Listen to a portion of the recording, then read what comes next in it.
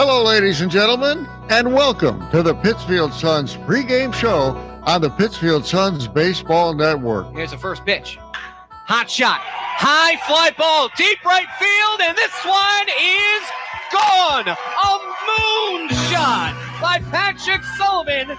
And a hanging ball over the plate skies this one deep to right field. A 3-run homer in his debut, Patrick Sullivan. And now we'll take you to the birthplace of baseball, Pittsfield, Massachusetts, and Paul Dowd at historic Wacona Park. Long hold, exhales, the 0-2. Hot shot, past the diving second baseman Ricciardi. Another RBI single. They're going to round the next runner, and there will be no throw. A 2 RBI single by Brian McHale, and the game has been flipped through the momentum, and now the Suns lead it by a score of 5-2. And now, here are your hosts for Pittsfield Suns baseball: Billy Madewell, Steve O'Brien, and Colin Quinn.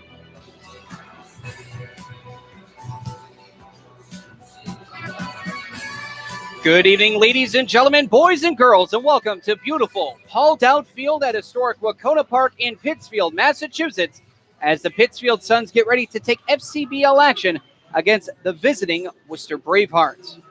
Good evening, ladies and gentlemen. My name is Billy Madewell. Thank you so much for joining us. Alongside me, as always, we have Colin Quinn and Steve O'Brien Jr. Gentlemen, the Suns had a scheduled day off yesterday, an unscheduled postponed game that was 2 days ago. So the last time the Suns played was, well, it was last Wednesday during a home game of which they defeated the Westfield Starfires.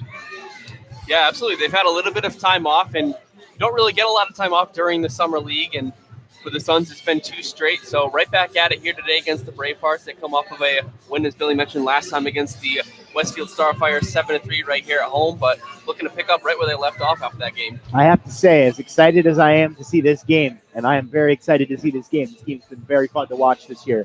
I am in equal measure excited that it is Bark in the Park Day here at Wacona Park, and people have brought their dogs to the stadium today. That's right. It is Bark in the Park evening. You get to see your furry friends, service animals, all of that galore. It's being presented by Pittsfield Veterinarian Hospital. And it's also nice to see the Berkshire Humane Society here as well, as these furry friends get to see a tree. Unfortunately, they will not be able to chase the ball in action. Now, while we have a quick chance, we're going to take a quick break. When we come back, we're going to give you the full Pittsfield Suns pregame show right here on the Pittsfield Suns Baseball Network. I have a passion for the environment. That's why I serve in the United States Coast Guard. We monitor commercial vessels, making sure our ports and waterways are safe and clean from oil or other hazardous material. We patrol our fisheries, protect marine wildlife and their habitats. With all we do, it's about protecting America. Were you born ready to protect America? Learn more at gocoastguard.com. Sponsored by the United States Coast Guard in cooperation with the Massachusetts Broadcasters Association and this station. Getting your child home safely. Tap your views together 3 times. Is just a click away. There is no place like home. But making sure your child is in the right seat is just one of the steps down the road to safer travels. I don't know how it works. Find the right seat for your little one's age and size. There's no better way to get home safely. Know for sure that your child is in the right seat. How can I ever thank you enough? Get all the facts at safercar.gov/the right seat. Brought to you by the National Highway Traffic Safety Administration and the Ad Council. Did you know the 3rd leading cause of fire deaths for older adults is cooking? Hi, I'm Rob Neal from the United States Fire Administration with important fire safety tips for seniors. Never leave cooking unattended because a serious fire can start in seconds. Don't wear loose clothing while cooking. Keep towels and pot holders away from the range. Double check the kitchen before you go to bed or leave your home. This message is brought to you by the United States Fire Administration, your local fire department, and this radio station.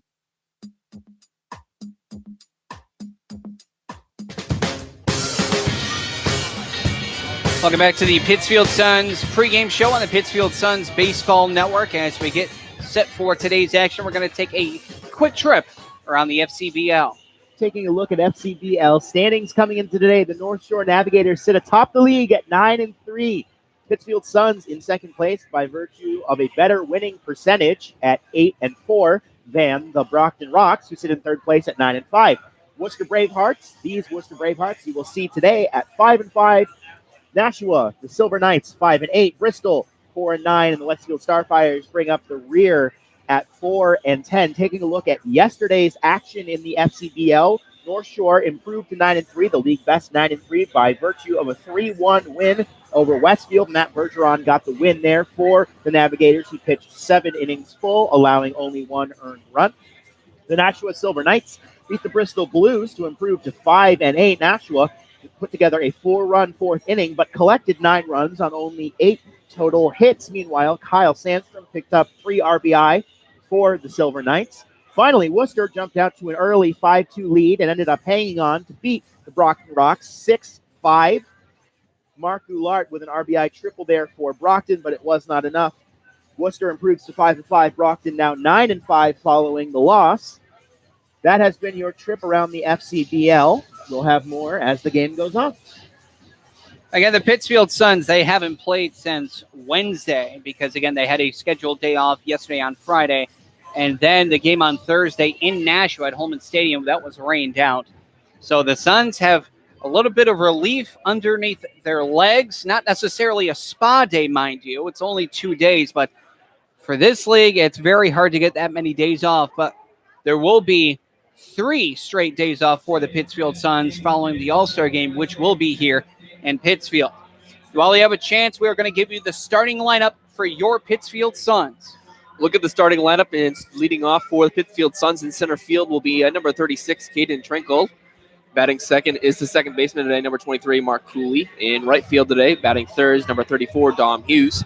Jackson Peterson is in the 4th spot. He'll be catching for the Suns here tonight. Jack Colley gets back in the lineup here tonight. He's at first base. Bryce Osmond is the shortstop. He bats 6th. Jeff Bogus in at DH tonight. He'll bat 7th. Connor Berry is the third baseman. He'll be batting 8th, and rounding out the lineup is Pittsfield native Jack Cooney. He'll be in left field tonight. And on the mound for the Pittsfield Suns will be John Morrison. You look at John Morrison, he's been a reliable arm for the Suns. 2 appearances with 1 start, 9 innings full, only 4 hits with no doubles or triples. I don't believe any home runs either. No runs, of course, none of them earned. 4 walks to 12 strikeouts. A 3-to-1 strikeout to walk ratio is absolutely fantastic. 2 appearances, 2 wins. He's 2-0 with a whopping 0.00 ERA. If you don't know what that is, that's low. Now we're going to give you the starting lineup for the visiting Worcester Bravehearts. Taking a look at the Worcester Bravehearts, Mariano Ricciardi is the second baseman. He leads off for the Bravehearts. Aiden Wild, the third baseman, bats second. Jacob Sessa is in left field. He'll bat third. Mac Chelly is the DH. He'll bat 4th. Paul Komalos is the first baseman, batting 5th. Tyler Becker is at short, batting 6th. PJ Berry in center field, bats 7th. Ben Rice is behind the plate tonight for the Worcester Bravehearts, batting 8th. And Nicholas Martin rounds out the order for the Worcester Bravehearts. He'll be in right field today. And on the mound for the Worcester Bravehearts is a familiar face, number 14, Troy Clem. Now for Clem, he hasn't had as much action. He's had 3 appearances, though no starts, but only 5 1/3 innings pitched. He's given up 4 hits, 2 unearned runs, 2 walks to 7 strikeouts. And most notable, for those 4 hits, 2 of them were doubles, but he does have a 0 ERA. He has no decision on the season. But this is his first start of the season, more than likely going to double his innings pitched unless the Pittsfield Suns can jump on him early, which I think is going to be a point of emphasis for the Suns, is to jump early on the pitching towards the Worcester Bravehearts. Yeah, I definitely agree with that, especially if it's somebody that you've already seen. And the Suns have already seen Troy Clem back on June 4th when the Bravehearts were here for that morning game. Troy Clem pitched 2 1/3, just giving up 2 hits, 1 walk, and 4 strikeouts. Really controlled the game and led the Bravehearts to victory in that one. So if you're the Suns, you really want to get out on them. You've already seen them once here this season. You just want to put the bat on the ball and see where it goes. And again, the Pittsfield Suns, as we talked about, they are 1 game back of the top of the leaderboard, North Shore Navigators, who are 9-3. Suns are 8-4. But for the Suns, again, we really haven't seen a team this well stacked, this deep of a team, where you could have your normal roster, your first team out there defensively, face your second team defensively, and that be a very tight contest. For this team to be this deep, to be this well off at this stage of the season, about a week and a half in, 2.5 weeks in, I should say, they're getting their feet underneath them. The chemistry was good from the get-go. They went 4-0, then 0-4, then 4-0 again. Again, the streakiness of this team we've seen in years past, but the amount of experience on this team we have not seen, where it really is split between underclassmen and upperclassmen. Half the team is underclassmen, half the team is upperclassmen. The majority of the team are juniors or going into their junior season. So while all of this has been said, we are going to leave it and bring it down to the PA announcer, Connor Carey, so that way they can announce the Worcester Bravehearts and the Pittsfield Suns. You've been listening to the Pittsfield Suns pregame show on the Pittsfield Suns Baseball Network.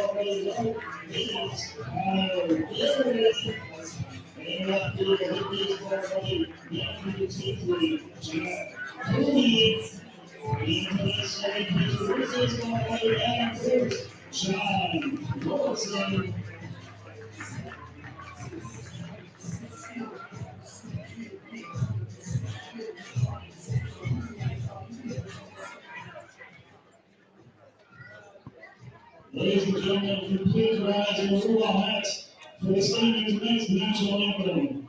Please welcome the microphone from Pittsfield, Bruce Milton.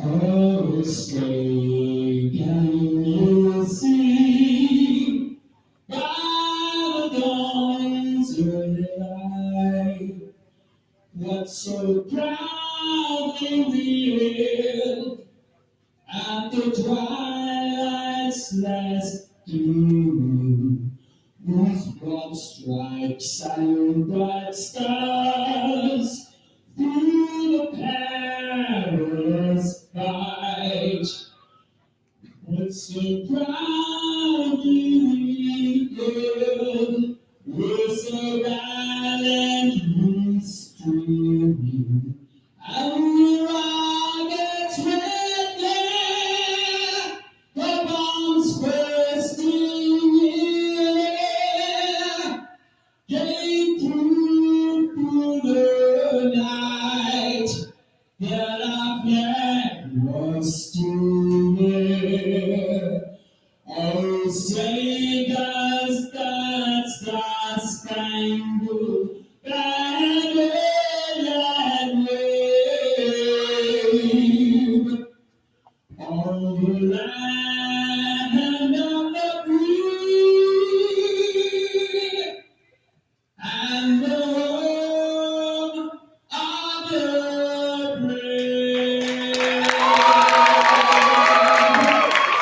Thank you.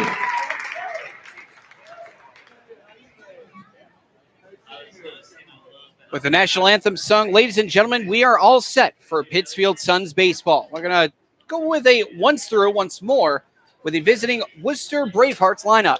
Leading off for the Bravehearts, the second baseman, Mariano Ricciardi. Aiden Wild follows at second base. Jacob Sessa, the left fielder, bats third. Mac Chelly is the designated hitter, batting fourth. Paul Comolos is playing first base tonight. He bats fifth. Tyler Becker, the shortstop, is in the sixth position. P.J. Berry is in center field, batting seventh. Ben Rice is the catcher tonight for the Bravehearts, batting eighth. And Nicholas Martin is in right field, rounding up the order for the Worcester Bravehearts. Taking a look at the defensive alignment for the Pittsfield Suns to start the game.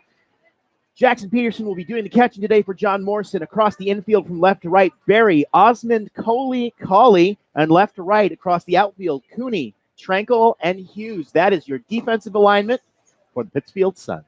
Outfield dimensions at Paul Outfield at Wacona Park come as follows. 310 down the left field line, 377 in straightaway left, 374 in dead center field, the power alley, 403 in right center field. That's the deepest part of the ballpark. And 305 down the right field line. And the Pittsfield Suns electing to go with their home white unis. Black Suns embroidered with yellow on the front. Red numbers on the left abdomen. Black numbers embroidered with yellow on the back.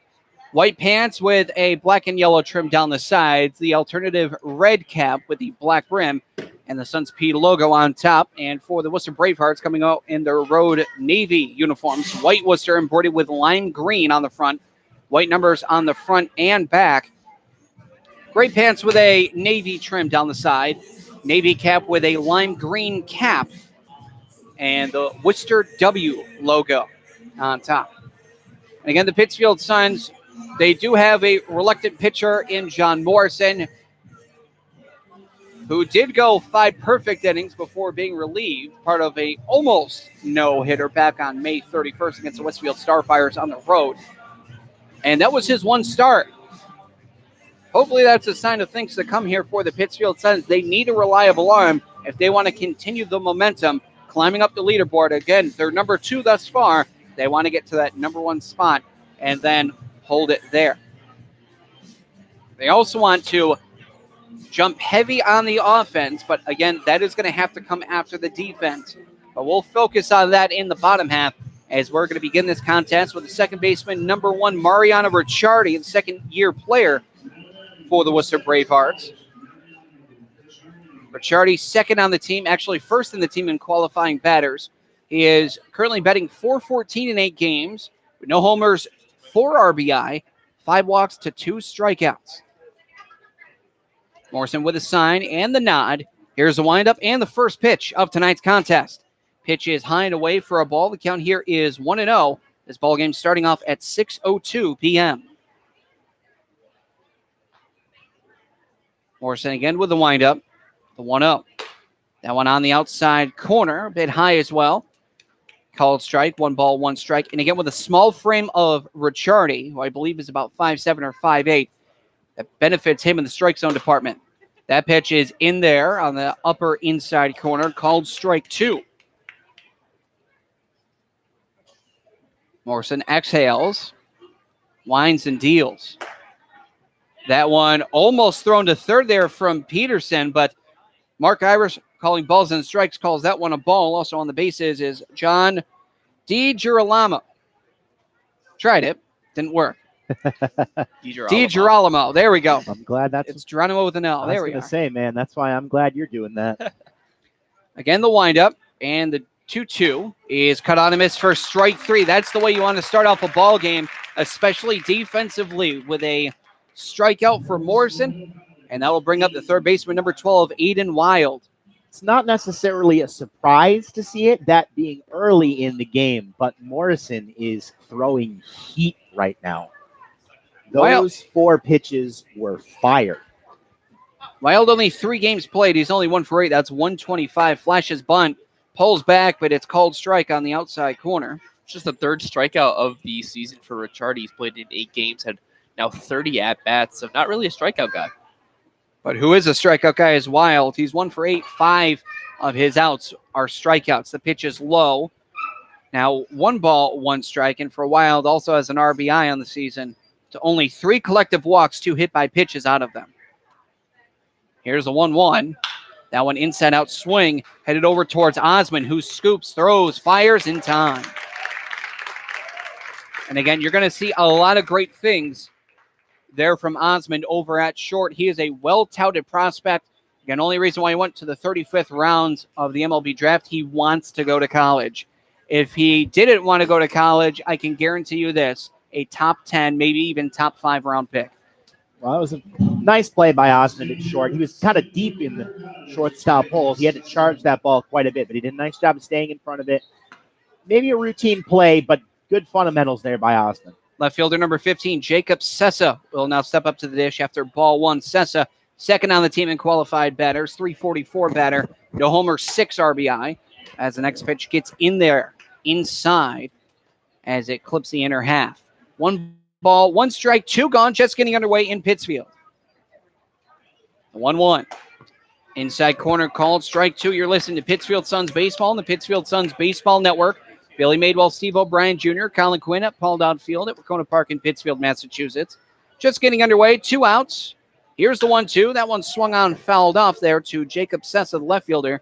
The Worcester Bravehearts facing off against the Pittsfield Suns early here in the top of the first. Sessa, another one of those guys that doesn't strike out, just 1 strikeout and 32 at-bats this season, but Morrison got up to a 1-2 count here. Here is the 1-2. That one's a hit-in play, high fly ball there to Cooley at second. He's going to call everyone off, reach up and make the grab, and the non-strikeout drought continues there for Jacob Sessa, and that's a 1-2-3 inning for the Pittsfield Suns defensively. No runs, no hits, no errors, nobody left. We're through 1 half of the ball game, headed to the home half for the first, and we're going to give you the starting lineup once more for your Pittsfield Suns. For the Pittsfield Suns, leading off will be the center fielder, number 36, the Caden Trinkle. Mark Coley will be the second baseman, and he bats second. Dom Hughes is in right field. He'll bat third. Jackson Peterson, the catcher, is batting fourth. Jack Colley moves from third to first tonight. He'll bat fifth. Bryce Osmond, we just mentioned, will be at shortstop. Jeff Bogus is the designated hitter tonight for the Suns, batting seventh. Connor Berry is the third baseman, batting eighth. And rounding out the lineup once again is the Pittsfield native, Jack Cooney. He is in left field. Defensive alignment for the Worcester Bravehearts this evening. Ben Rice is behind the plate doing the catching for Troy Clem. Across the infield from left to right, Wild, Becker, Ricciardi, Mulos, Sessa, Barry, and Martin, your outfielders going from left to right. That is the defensive alignment for the Worcester Bravehearts. And again, for the Pittsfield Suns, that is exactly the way you wanted to start off the contest against the Worcester Bravehearts. Is you wanted to get out of the defensive inning early. You want to get to the offensive inning. And you want to jump on the pitcher, especially for Troy Clem, who faced off against these Pittsfield Suns previously. And for Troy Clem, the last time that he did face the Pittsfield Suns, that was back on June 4th. He pitched 2 1/3, only gave up 2 hits, 1 walk, 4 strikeouts, and 10 batters faced, as it was the Worcester Bravehearts who eventually won by a score of 9-8. No decision was grabbed there by Clem. But he is a true righty out of Land O'Lakes, Florida. Going to be a junior at Palm Beach Atlantic University. 6'5", 205 pounds. So a bit of a lengthy fella there. And with length comes momentum, comes power. So you're going to be seeing a lot of power here from Troy Clem, but also some good breaking balls that come from that young man as well. Now here is Caden Trunkle, number 36 in the center field. They're going to lead it off for the Suns. And as we look at Trunkle's year thus far, not too much. He's only played in 1 other game, 2 for 6 with an RBI and a strikeout. The pitch is in there for a called strike, 0-1.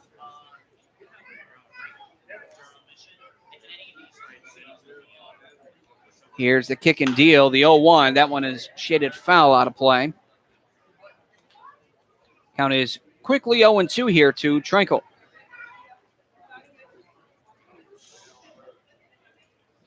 Here's the 0-2. That one again shaded foul out of the ballpark on a hot shot ticket out of here.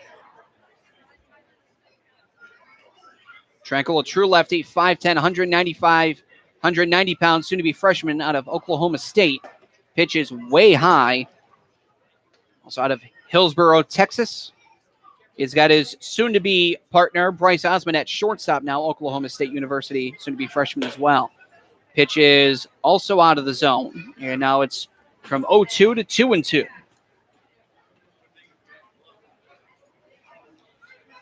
Pitch. Breaking ball, foul tipped in and out of the mitt of the catcher there. Rice over his head. That'll be a continuation foul. Once again, we'll go to 2-2 here on Bark in the Park night. Pitch.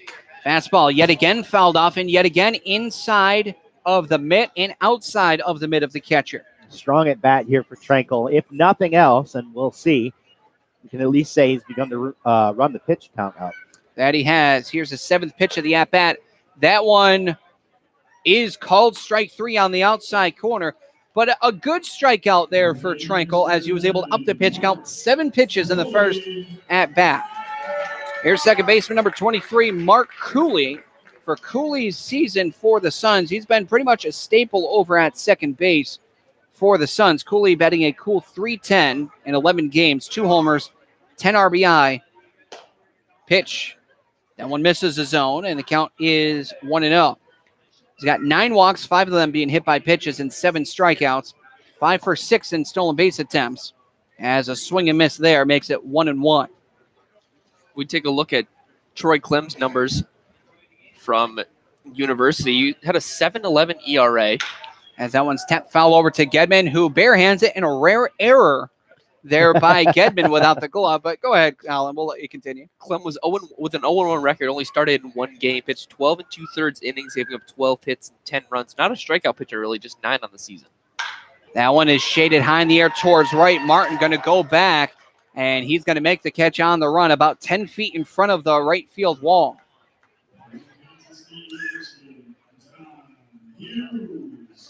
Now here's the right fielder, number 34, Dom Hughes. For Hughes, completing the trio of Hughes brothers to play here at Wacona Park. You had Thomas, you had Hal, now you have Dom. As we look at Hughes, 214 batter in 10 games played, a homer, 3 RBI, 5 walks to 6 strikeouts.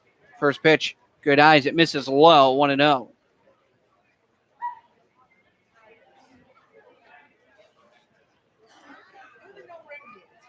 Next pitch, that one's high in the air, now 2-0. For Hughes, left-handed hitter likes to crowd the inner half of the plate and the inner half of the batter's box. As you can see, he's about inches away from the chalk line, maybe centimeters. 2-0 does hit the outside corner, 2 balls, 1 strike. Hughes does have a home run on the season. Came in the game last weekend against these same Worcester Bravehearts. Now on a high fly ball out to left, going back there is Sessa, but he's going to camp underneath it. Almost overran it, comes back in and makes the catch. So back-to-back 1, 2, 3 innings for both teams on both of the first innings.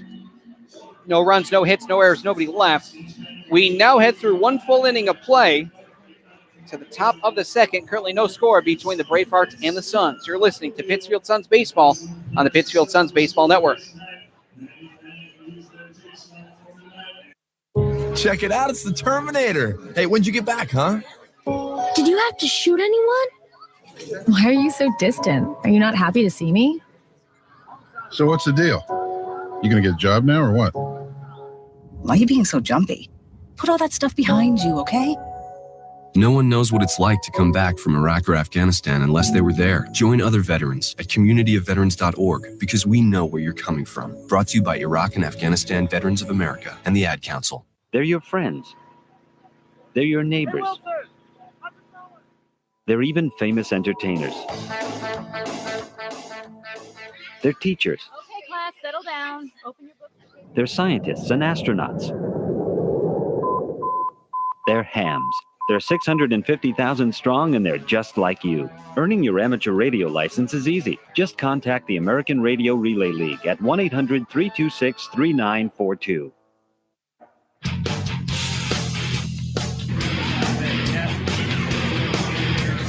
Welcome back to Pittsfield, Massachusetts, as the Pittsfield Suns taking on the visiting Worcester Bravehearts. And for the Suns thus far, great inning defensively. For the Worcester Bravehearts, great inning defensively. Going to start off with the designated hitter number 34, Mac Chelly. Normally number 5 today, wearing number 34.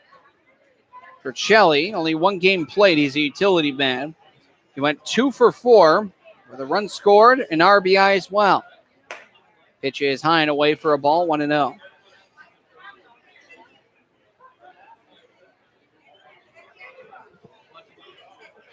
Here's the 1-0. That one's in there for a ball. Not sure where that one missed. A little bit high, maybe, but we'll say not really. We'll say high, sure. 2 balls, no strikes. Morrison with the pitch. That one is in there for a called strike, and the count is 1-2, flipped. Went in almost the same spot but a strike, so Morrison will take it. Wind up results in a fastball for a called strike. Now 2 balls and 2 strikes here. Morrison throws a fastball up to 93 miles an hour. He's got a slider, curveball, and a changeup. That pitch is on the inside corner but misses high. Count is full, 3-2. Shelley, a big power hitter for Worcester. So it's power versus power on the payoff. That is called strike 3 on the outside corner. Shelley tried to sell it by running towards first. He's going to take a slight detour and go a little bit more to the right to the dugout.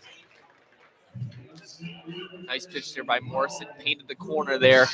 Got the call by the umpire. So here's first baseman number 29, Paul Cumulos. For Cumulos on the season, we're going to take a peek at his stats after this pitch, which is on the inside corner, called strike. 212 batter in 8 games, a homer, 4 RBI, 2 walks to 9 strikeouts. Not a good ratio there, but a great opportunity here for Morrison. Here's a windup. The 0-1. That one is just fouled off. Good news for Cumulos is that he's improved his batting average in every game that he's played in so far this season. And if memory serves, I believe it was Cumulos that hit the game-winning home run at the top of the 9th inning right here at Wacona Park to lift the Bravehearts over the Suns 9-8 in that morning game. 0-2. That one's fouled back, and that one hit our crowd mic. That's number 1. That was a rocket. Straight back to the netting, but nonetheless, that got there in a hurry.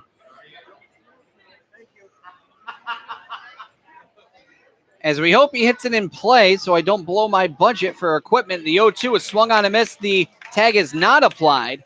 Throw over to first, however, is in time. That'll do. That is not really karma, but in my eyes it is. It's my equipment. So a strikeout, 2-3. The third strikeout of the ball game already here for Morrison. Will bring up shortstop number 2, Tyler Becker. As we look at the shortstop on the season for Becker, his hitting isn't doing that great. He's only batting 161 on the young season in 8 games played. He's got a homer, 2 RBI, 2 walks, 3 of them, 1 hit by pitch, 11 strikeouts, however. This one is fouled over our heads, and that'll be a souvenir for one of our furry friends here on Bark in the Park.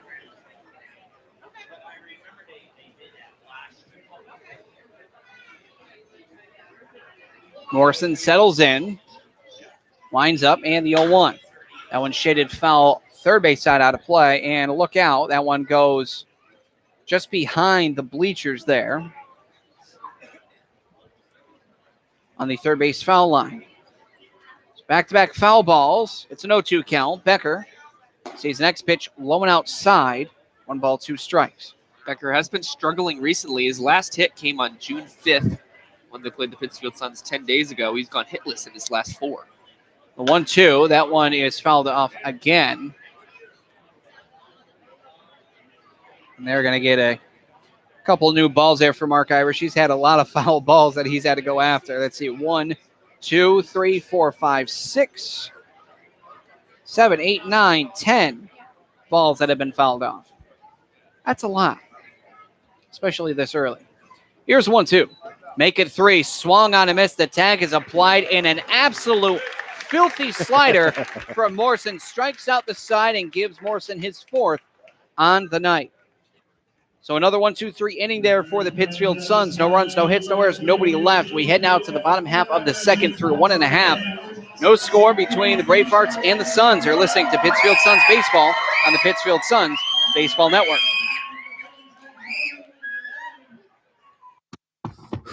Exercise is hard. So is maintaining a healthy diet. Of course, neither is half as hard as dying. Sadly, type 2 diabetes, heart disease, and stroke kill nearly 1 million people a year. Even sadder, most of these deaths are preventable with a few lifestyle changes, including regular activity, healthier eating, and not smoking. Talk to your doctor about your risk for type 2 diabetes and heart disease. And if your doctor recommends lifestyle changes or medication, listen. The reason so many die is because not enough are willing to change. You can stop it, starting right now. It's your life. Listen to your doctor. Eat better. Get moving. Visit checkupamerica.org or call 1-800-DIABETES. A message from the American Diabetes Association.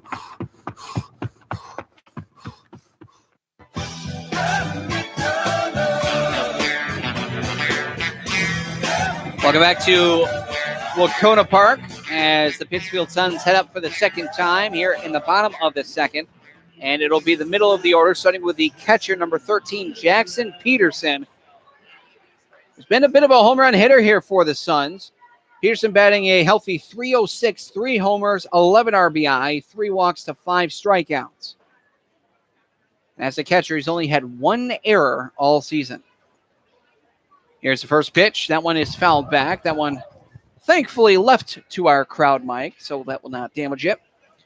And the count is 0-1.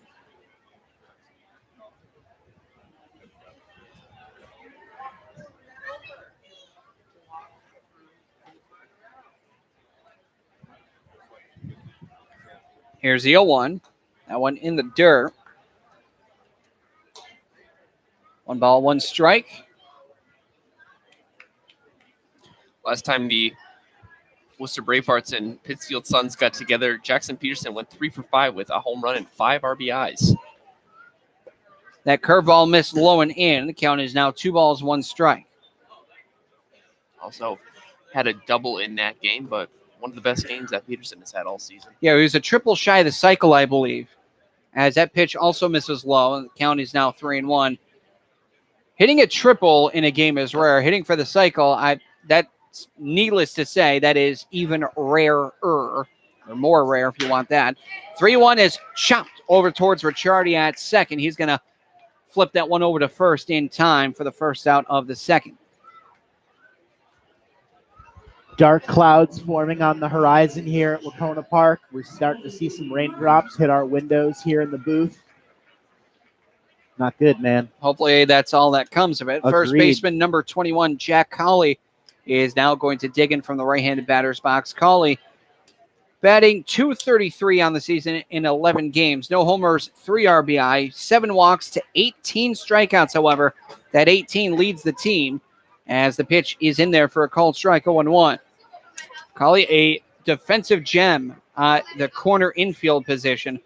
But offensively, he's yet to get it going, especially being prone to the strikeout, as now it's 0-2.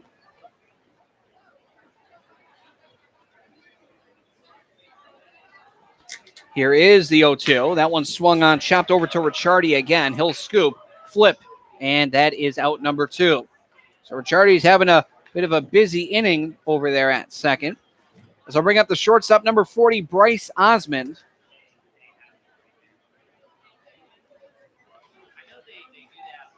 Osmond's only played in 1 game, which was last Wednesday. He went 0 for 4, had 3 strikeouts.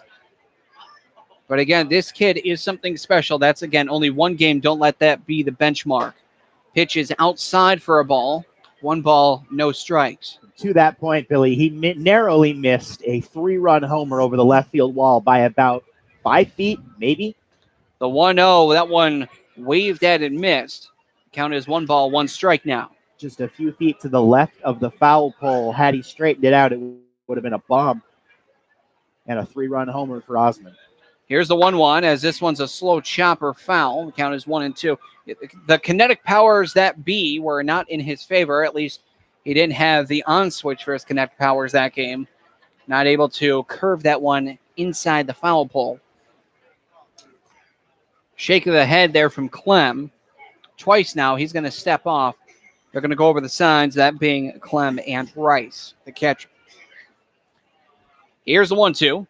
That one cut on and missed for a strike 3. And for these 2 full innings, all of them 1, 2, 3 innings. No runs, no hits, no errors, nobody left. We head now to the top of the 3rd through 2 full innings of play. No score between Worcester and Pittsfield. You're listening to Pittsfield Suns Baseball on the Pittsfield Suns Baseball Network.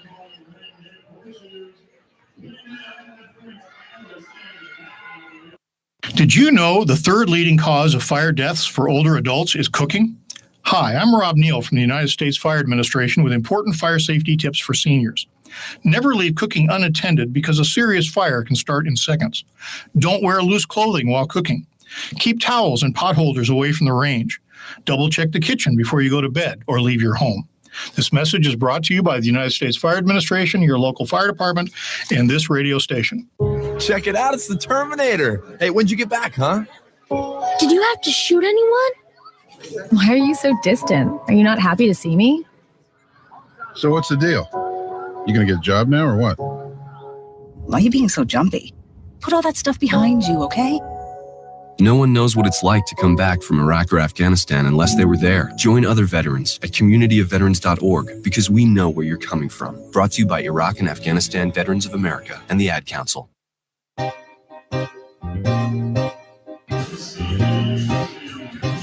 It is now the top of the third, and a bit of a pitcher's duel is coming to fruition as we head now to the bottom three of the lineup here in the top of the third. Center fielder number 7, P.J. Barry, is stepping up to the dish. And the first pitch is golfed foul. 0-1. Barry batting .308 in 6 games. He's 4 for 13 with a double. No homers, 3 RBI, 3 walks to 5 strikeouts. He's 1 for 2 in stolen base attempts. Here's the next pitch. The 0-1 hits the outside corner. Now quickly 0-2.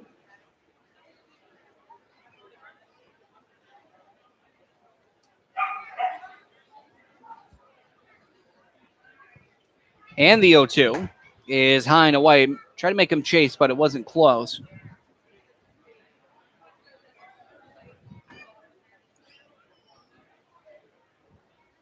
The windup and the 1-2. That one's low in the dirt, also outside. Now 2 balls and 2 strikes. P.J. Barry, righty, 186 feet tall, junior from St. Leo University. He's making his first start in a week now.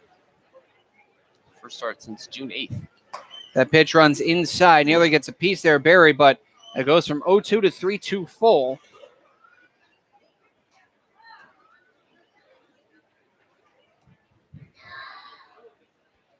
Payoff is high for a ball, and that's the first walk and the first base runner for the Bravehearts here today. So bring up the catcher number 16, Ben Rice, which is a absolutely monumental name. He is currently in 2 games, 2 for 6 with an RBI. Ben Rice is absolutely fantastic because when I think of Ben Rice, I think of Uncle Ben's Rice. I said it during before pregame. I was hoping I wasn't the only one. Leading off first is Barry with a good lead. Pitch, late swing there from Rice. Count is 0-1. I appreciate you, Billy. I didn't even know you talked about it. Oh, did that even better. Oh, that's right. I wasn't here. You were here well before me. Check over at first there for Morrison. Peak and the 0-1. That one runs high. 1 ball, 1 strike.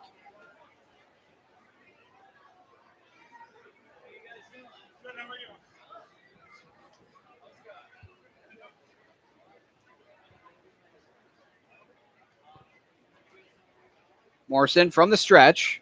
Lifts and deals. The 1-1 is swung on and missed after he chops a divot into the playing field. I'm kidding.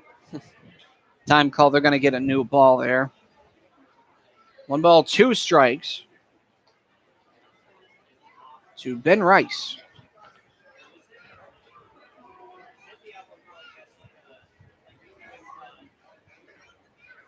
Here's the 1-2. That one down the left field line, but foul. Hits the tarp. And that one off the bat was a bullet. We'll go again with another 1-2 count after the continuation foul. Barry, a wide lead over on first. I was just going to say that myself. 1-2. That one runs in. Got away there from Peterson. Barry's 1 for 2 on stolen bases this season, so certainly looks like he's a threat to run with the lead he's taken. I'm surprised he hasn't yet, to be honest.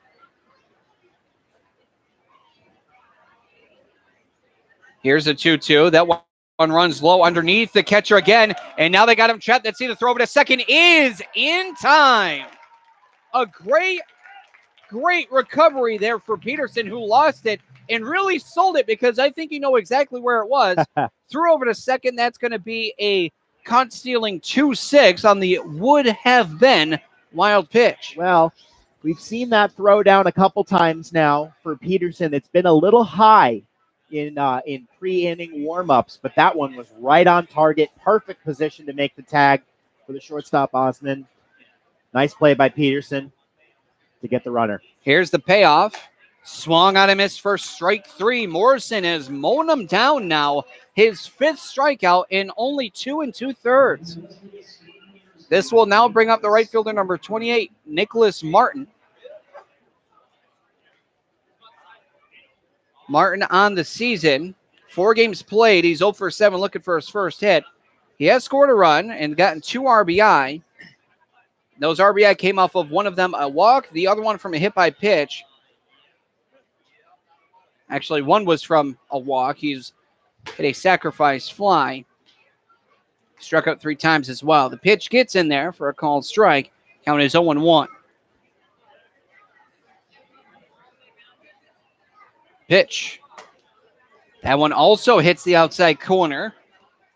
And Morrison is looking for an even 2 strikeouts per 3 here for the next pitch. The 0-1, 0-2 is actually swung on a miss, and he will get his 6th inning, averaging 2 strikeouts per inning through 1 time through the lineup. It's a unconventional 1-2-3 inning with a walk, no runs, no hits, no errors, nobody left. We head now to the bottom of the 3rd. No score between the Pittsfield Suns and the visiting Worcester Bravehearts. You're listening to Pittsfield Suns Baseball on the Pittsfield Suns Baseball Network.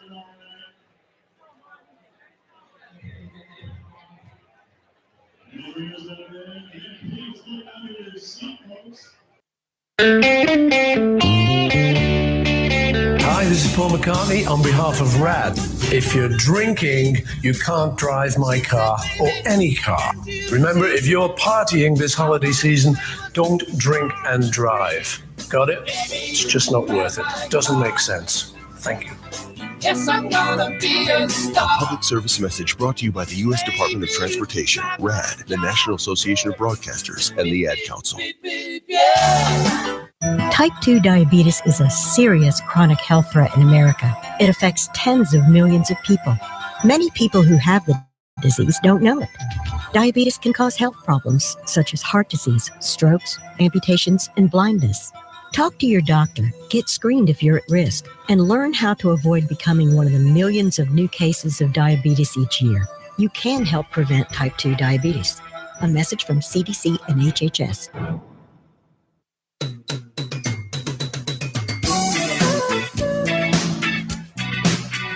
We head now to the bottom of the 3rd. Designated hitter number 18, Jeff Bogus, is going to step up to the plate here for the Pittsfield Suns. For Bogus on the season, in 9 games played, only batting .188. That's 6 for 32. No homers, 6 RBI.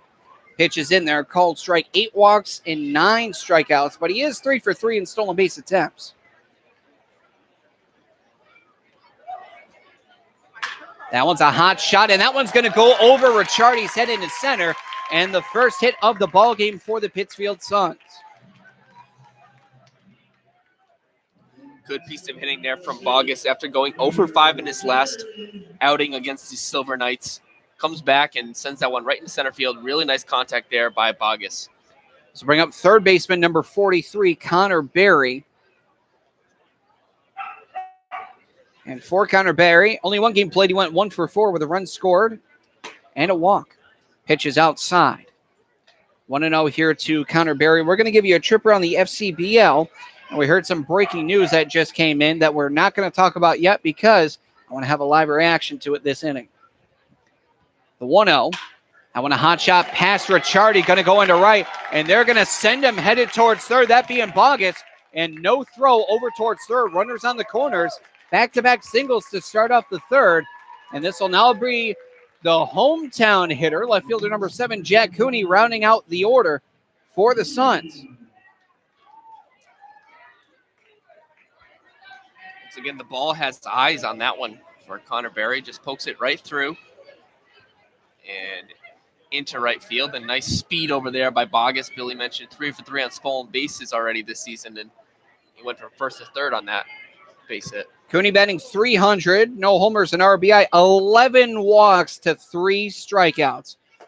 Pitch is in there, a called strike. Count here is 0-1 as the Suns now the first major threat of the ball game as they have runners on the corners with nobody gone. Bravehearts more than likely will trade 2 for 1 here, that being a double play for a run. Pickoff throw over towards first, not in time. Very close play over at first there. Very, very close. Could have went either way, honestly. But Berry looks like maybe just got his hand in there in time.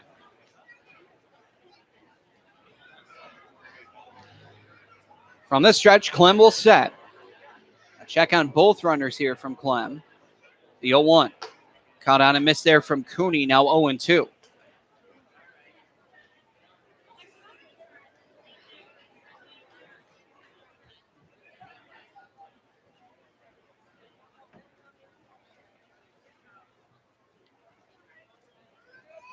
The 0-2 from Clem is well outside. Now 1 ball, 2 strikes. Nobody gone with runners on the corners for the Suns here in the bottom of the third with no score against the Worcester Bravehearts. Quick set there from Clem and the 1-2. Skied out into right. Gunning underneath this one is Martin with a running start. He will not make the catch as it goes off of his glove. The throw over to second, however, is in time. It's not an error. However, it is an RBI fielder's choice that goes 9-6 and a RBI fielder's choice 9-6, which I've never seen that play in all my days.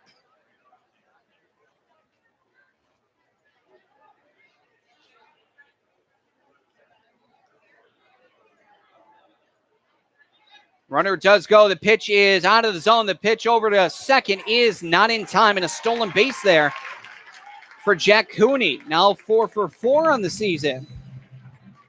That throw is a little off toward the third base side of the second base bag. A better throw might have made it close play, might have had him, but Cooney gets the stolen base. So again, after the fielder's choice 9-6, right field to the second base bag, it is 1-0. That one inside out swing, a slow dribbler, and contact made, and they are going to, let's see. I think they're going to rule interference, and they will. They're going to rule interference as Cooney got tangled up at second there with the shortstop Becker. So officially, that is going to go down as a 6 unassisted fielder's choice. One of those interesting plays over there. Cooney probably could have made it to third on that weak ground ball hit, but decided to go back to the base and kind of mess with the shortstop Becker for the Bravehearts. So now 2 men gone, and the first pitch there to Mark Cooley is cut on and missed. Count is 0-1. Forgot to mention that Tranquil struck out looking last time up. Just hit into a fielder's choice. Mark Cooley now, the second baseman, in the number 2 spot. He flew out to right last time up. The runner does not go as the pitch misses the zone. 1 ball, 1 strike.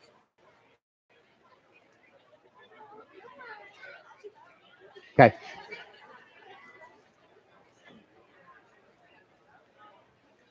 The runner does go. The 1-1 is in the dirt. Good scoop. Throw over to second is not in time. Another stolen base here for the Suns, and basically it is Tranquil who replaces Cooney after the interference.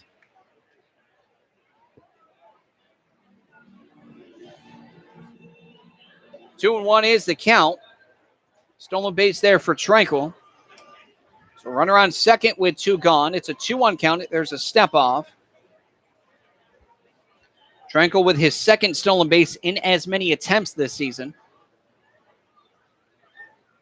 A step off again from Clem. He does not feel comfortable out there with Tranquil over on second.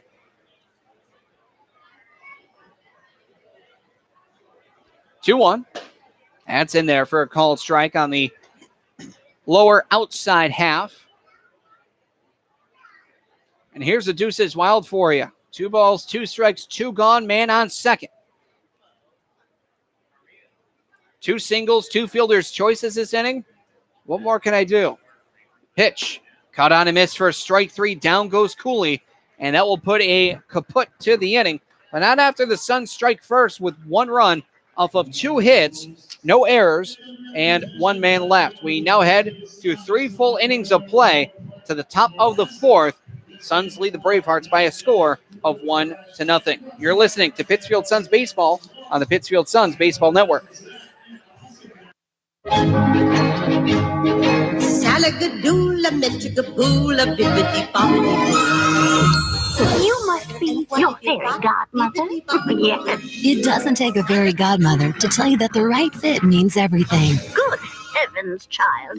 You can't go in that. Children under 4'9" need to be in a booster seat because they aren't ready for adult safety belts alone. Many parents miss the important step of booster seats. Maybe you better explain things to him. Booster seats raise your child up so that a safety belt designed for adults will fit and protect them properly. Oh, that does make a difference. Remember that 4'9" is the magic number, and get your little pumpkin there safely in a booster seat. Hop in, my dear. Oh, thank you.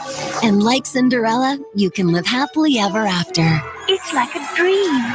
A wonderful dream come true. For more information, visit boosterseat.gov. This has been a message from the U.S. Department of Transportation and the Ad Council.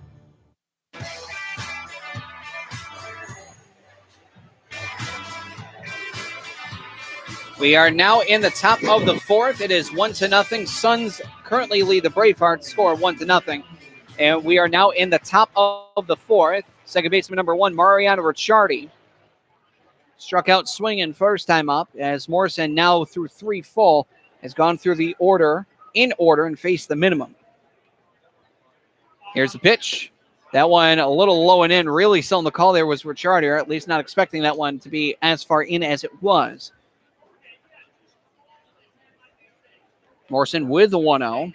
That's in there for a called strike. 1 ball and 1 strike.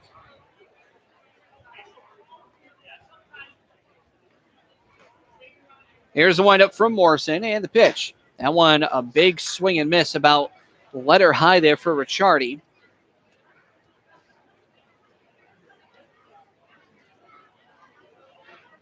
The windup, the 1-2. In the dirt, makes it 2-2. Going to do a trip around the FCBL following this plate appearance by Ricciardi.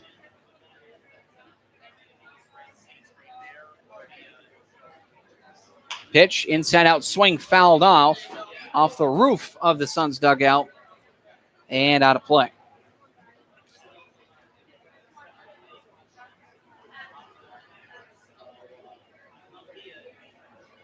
An exhale for Morrison, who winds and deals. Pitch is high, now full 3-2.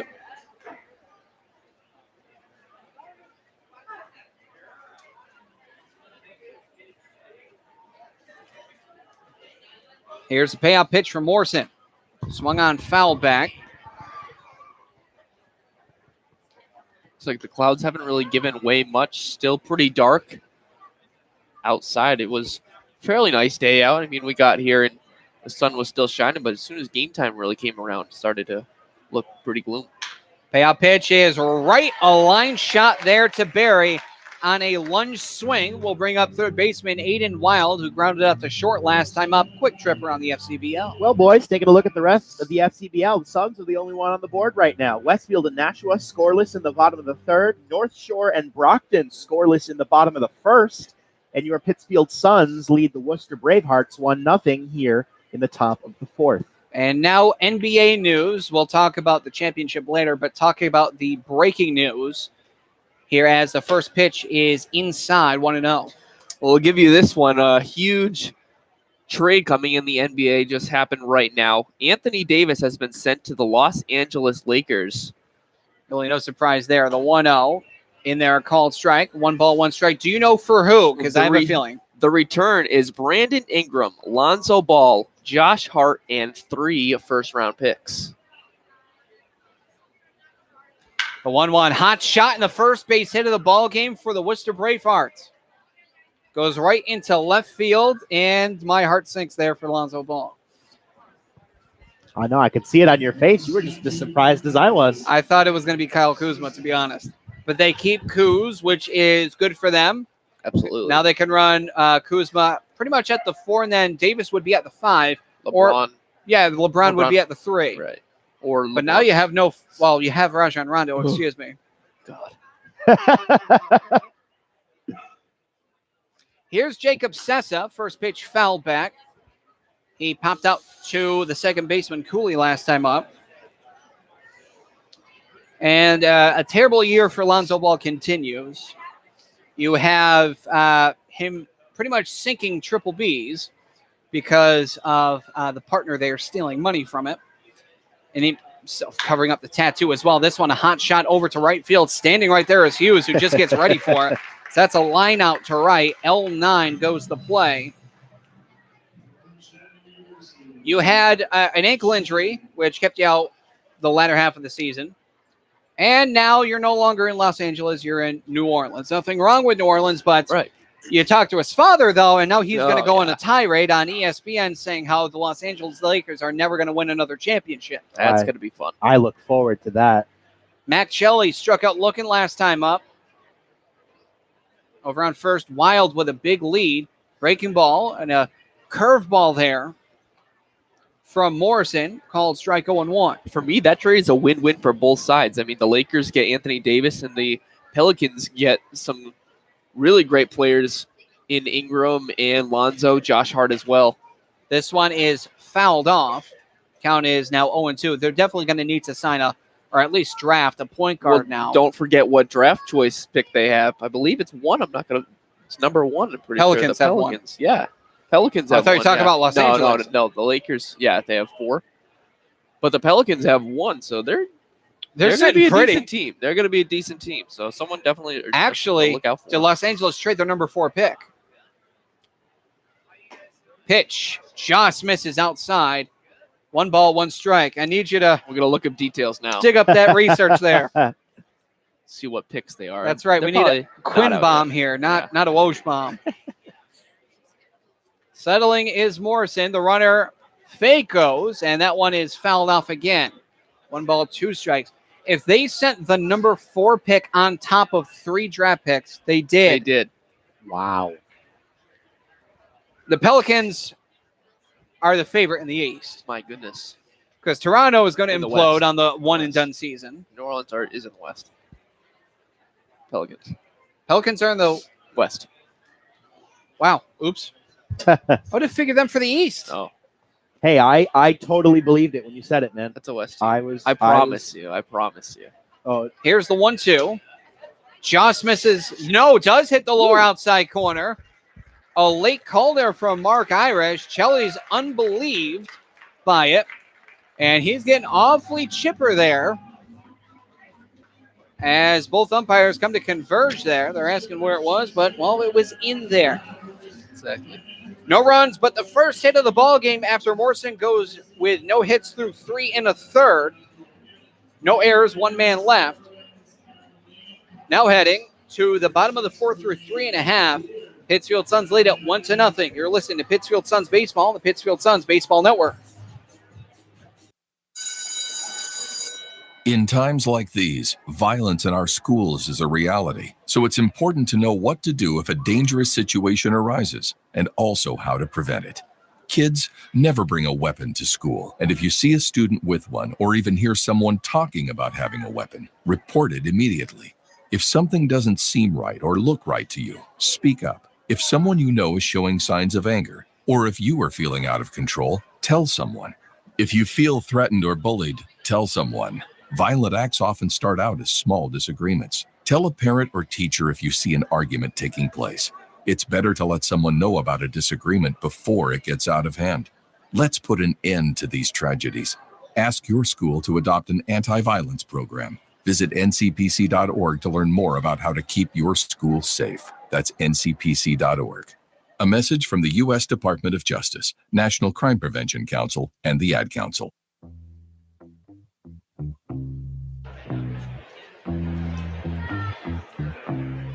Now in the bottom of the 4th for the Pittsfield Suns, and they are going to see their heart of the order step up to the dish. Hughes, Peterson, Cauley. First pitch there to Hughes is in there, called strike 0-1. Flew out to left last time up, that being Hughes. Pitch, that one's low. 1 ball, 1 strike. That is not a win-win for the Lakers and the Pelicans. That is an absolute only win there for the Pelicans. I mean, the Lakers got Anthony Davis, so that's a win for them. And he's really good. One of the best in the league right now. 2 balls, 1 strike. Yes, a top 5 player, no doubt. Pitch runs well in. Nearly made contact with Hughes, and not the bat I'm talking about. It's 3-1. You got 3 players, key players. 3-1 is a walk as it's low and outside. And the first walk given up by Troy Clem will bring up the center. The center. I'm thinking of hockey here. The catcher, Jackson Peterson, grounded out to second last time up.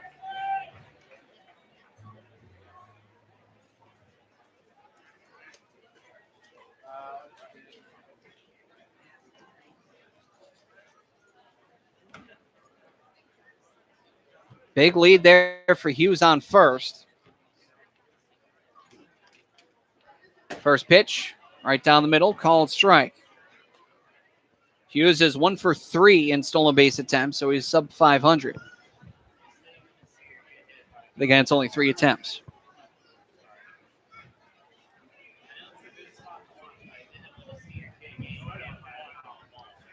The 0-1, foul down the third baseline, foul out of play. Count is 0-2. Would be the shooting guard for the Lakers now? Lance Stevenson? Yeah. Pickoff throw back towards first.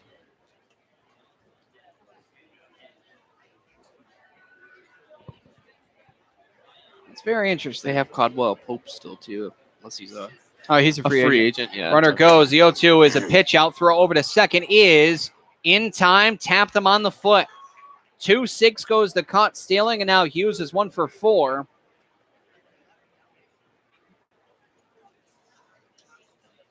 In stolen base attempts. Interesting how manager Matt Gemney keeps trying to test the arm there of Ben Rice. That's about the 4th stolen base I think we've seen here. Attempt? Yes. That one fouled off. I think it's 1-3. The 3rd? I think it's 3. It's either 3 or 4 attempts, and Rice was able to make a nice throw there.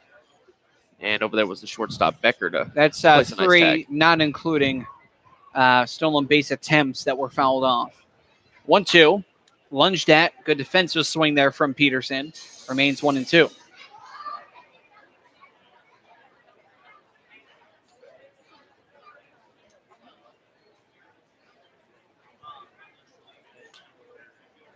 With the nod, Clem has a sign, winds and deals the 1-2. That one is also fouled off. We go again. It's only a 1-2 count, but this is the 7th pitch of the at-bat here. That one hit off, I believe that hit off the foul. No, it didn't. Hit off the fence. I thought it hit off the power lighting. That's out of the ballpark. The 1-2 runs in. 8th pitch of the at-bat upcoming. Peterson really digging in here. A lot of pitches being thrown here by Clem. Rice held that one for a long time trying to get the 3rd strike call, but he did not. That one lunged at, headed over towards first. Bobble there by the first baseman and loses it. Just straight up lost it. He thought of throwing over to first before he had it. And then trying to pick it up. He was looking at first the entire time. So that's going to go down as an easy E3. Basically made 2 errors on the play, but it stands as 1. A fielding and then trying to retrieve it. Time is called here. So there's going to be a meeting on the mound here. I believe that's Kevin Hardigan. If not, that's Casey Cummins, of the assistant coaches. I haven't seen JP Pine here today. I'm not sure if he's here today.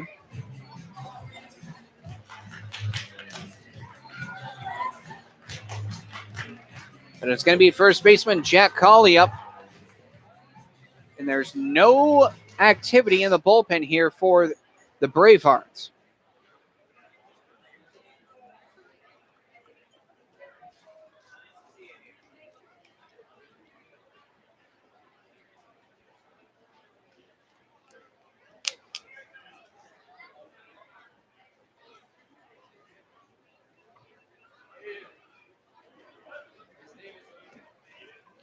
First pitch swinging and missing. Count 0-1 here to Colley. Grounded out to Ricciardi at second last time. No, says Clem. No, says Clem. Yes, says Clem. He sets. The 0-1. Flowing outside. 1 ball, 1 strike. That was a bit of an odd mound visit there just a second ago. Not the, losing the first base runner was Clem, but the second base runner, not his fault by any means. That one, a chopper headed towards third. Charging there is a third baseman, Wild, to throw over to first in the dirt, but not in time. That's going to go as an infield hit there for Colley. Wild over there struggled to get it out of his glove. He had a pump fake one time, and then he was able to get the throw off, but not nearly in time for Colley there as he reaches. So runners on first and second now. More than likely would have been bases loaded if Hughes was not caught stealing. There's Bryce Osmond.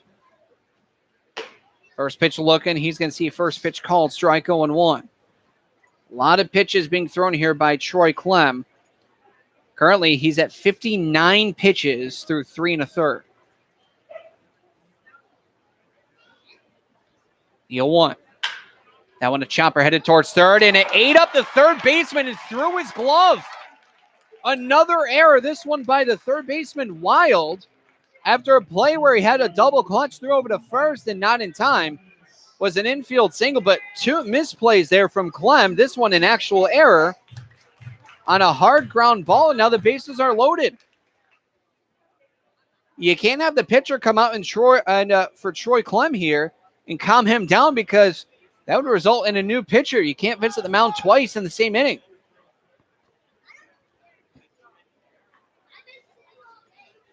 So E5, 2 key errors in this inning.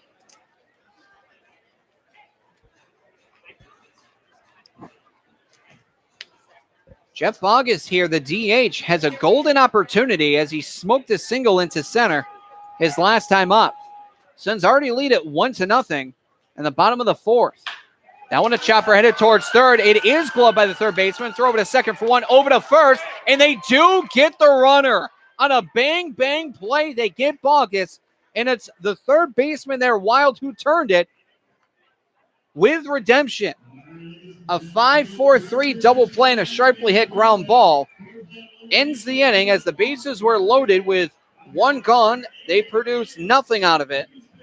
No runs, 1 hit, 2 errors, and 2 men left. Through 4 innings of play, we head now to the top of the 5th. Currently, it is 1-0. Pittsfield currently leaves Bravehearts. You're listening to Pittsfield Suns Baseball on the Pittsfield Suns Baseball Network. Salagadoola, metchagaboola, bibbidi bobbidi. You must be your fairy godmother. Yes. It doesn't take a fairy godmother to tell you that the right fit means everything. Good heavens, child. You can't go in that. Children under 4'9" need to be in a booster seat because they aren't ready for adult safety belts alone. Many parents miss the important step of booster seats. Maybe you better explain things to him. Booster seats raise your child up so that a safety belt designed for adults will fit and protect them properly. Oh, that does make a difference. Remember that 4'9" is the magic number, and get your little pumpkin there safely in a booster seat. Hop in, my dear. Oh, thank you.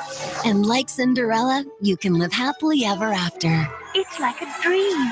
A wonderful dream come true. For more information, visit boosterseat.gov. This has been a message from the U.S. Department of Transportation and the Ad Council. Did you know the 3rd leading cause of fire deaths for older adults is cooking?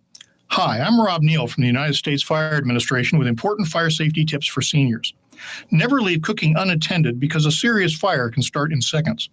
Don't wear loose clothing while cooking. Keep towels and pot holders away from the range. Double check the kitchen before you go to bed or leave your home. This message is brought to you by the United States Fire Administration, your local fire department, and this radio station.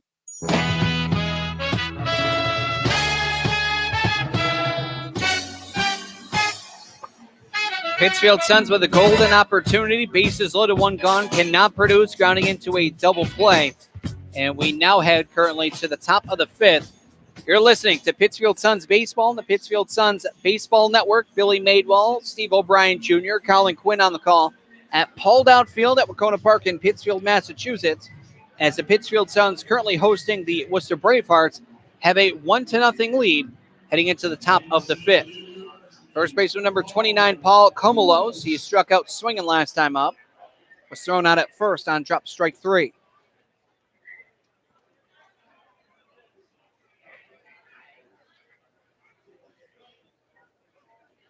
Here's a windup here from Morrison. That one foul back and somehow got into the mitt there of Peterson. It sounded like he broke his bat. It certainly did. That was a bit of an odd crack from down there. But Comolos would know best. It appears as though his lumber's all right.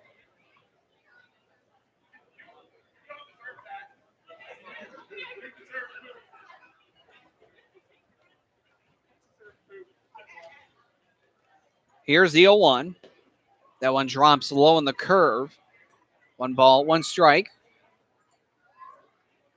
And top 5, 1-0. Suns lead it.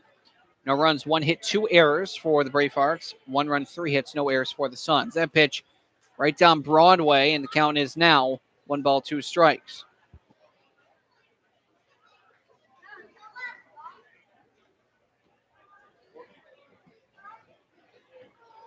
One, 2. Swung on, fouled out third base side, but that will go out of play.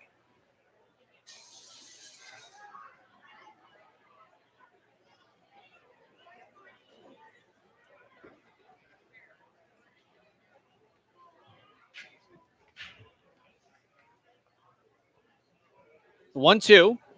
Swung on and missed and somehow got away there from the catcher. That was a weird play, and that's going to go down as another strikeout for Morrison, but also a wild pitch. Advancing to first is Comolos, so a rare KSWP. But that another strikeout there for Morrison, who's now has 8 through 4+.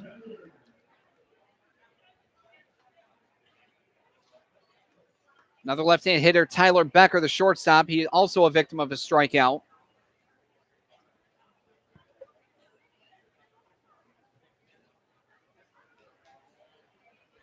Pitch, that one's fouled off. 0-1.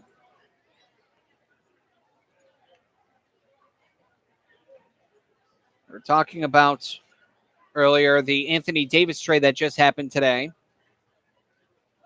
Brandon Ingram, Josh Hart, Lonzo Ball, 3 picks, including the 4th overall. As that one smoked on the left field line, is it fair or foul? It is a foul ball. That was feet from being fair and even less feet from being the go-ahead homer.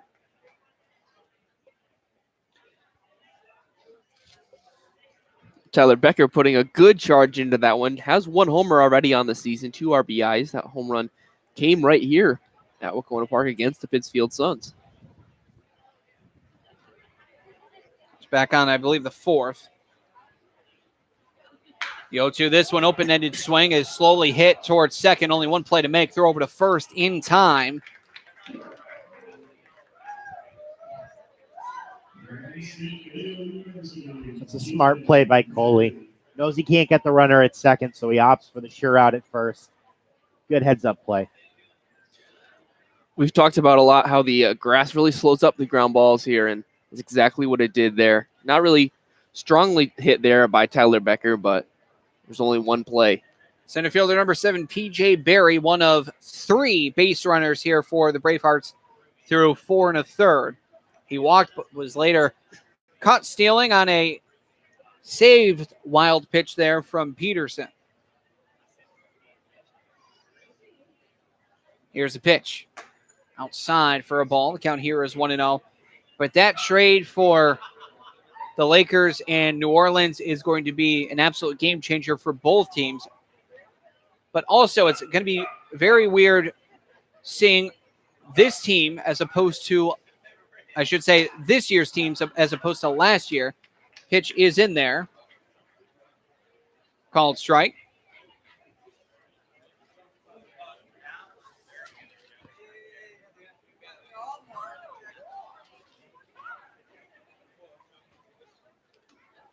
That one hits him, and that one's going to sting there. He's going to flip his bat, but just got away there from Morrison. Yeah, once again, that's all that was. It's just the ball getting away. Here's the catcher, number 16, Ben Rice, struck out swinging last time up. Brandon Shalikas is now going to come out. I think that was a missed pitch there for Morrison. But you look at the Toronto Raptors, who are on a one-year bust play, that being win the championship or bust. You have Golden State, who is down two superstars, and those two superstars were headed to free agency on top. By the way, kudos to Klay Thompson for going out there again with a torn ACL and continuing to play, albeit again for free throws. He wanted to go back out. You could see it. Kevin Durant with the ruptured Achilles. Already had surgery, already on the path of rehab. But it's surprising to see both of those teams in the championship. You normally have one team that regresses. One team always stays with it mostly. But neither, I don't think, are going to be anywhere close to the championship next year because of all of the roster changes. Right. Pitch is in there to Rice, 0-1. But yeah, teams like a favorite out of the East are the Milwaukee Bucks. Now you have the Lakers and the Pelicans on the up and up. You, of course, have the Houston Rockets, who are trying not to tear things down. The pitch is low, 1-1 strike. It is just going to be a weird NBA season for 2019-2020. It's definitely going to be different. A check on second. Twice there for Morrison. Slow lift, and the 1-1, a hot shot headed towards left. Going back is Cooney. He will make the grab. Both runners retreating back to their respective bases.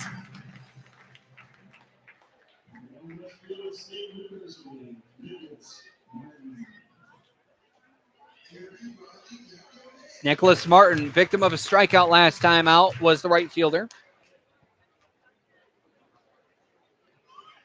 Looks like there's a lefty warming up in the pen for the Suns and a righty warming up for the Bravehearts, as it's two men gone currently.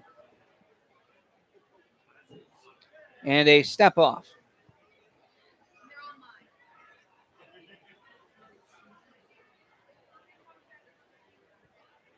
Comolos on second, Barry on first.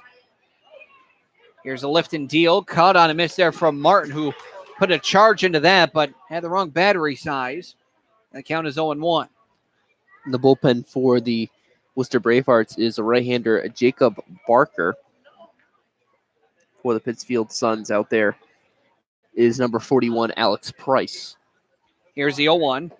That one low. Good stab there from Peterson. The count here, 1-1 strike. Good last name, Barker. I say that for today only. You haven't heard already, it's Bark in the Park night, being presented by Pittsfield Veterinary Hospital.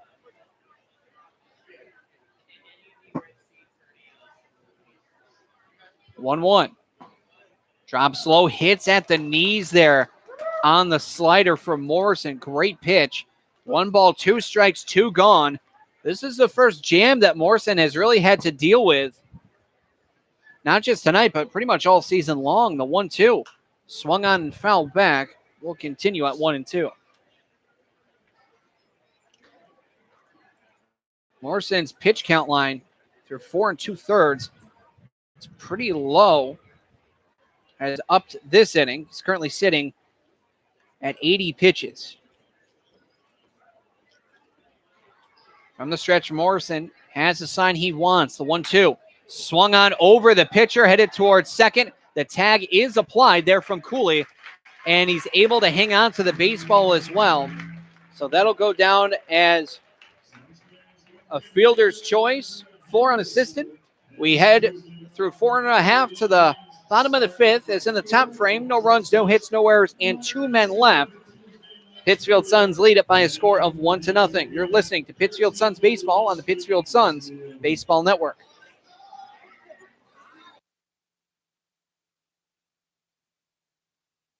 At the American Lung Association, we're fighting for a day when we can all breathe easier. We're fighting for clear skies over every city and healthy lungs throughout the country. We're fighting to free millions of Americans from the addictive grip of tobacco and the devastating effects of lung disease. The American Lung Association isn't just fighting for air, we're fighting for all the things that make it worth breathing. And we can use your help. See what you can do at fightingforair.org. I have a passion for the environment. That's why I serve in the United States Coast Guard. We monitor commercial vessels, making sure our ports and waterways are safe and clean from oil or other hazardous material. We patrol our fisheries, protect marine wildlife and their habitats. With all we do, it's about protecting America. Were you born ready to protect America? Learn more at gocoastguard.com. Sponsored by the United States Coast Guard in cooperation with the Massachusetts Broadcasters Association and this station. Check it out.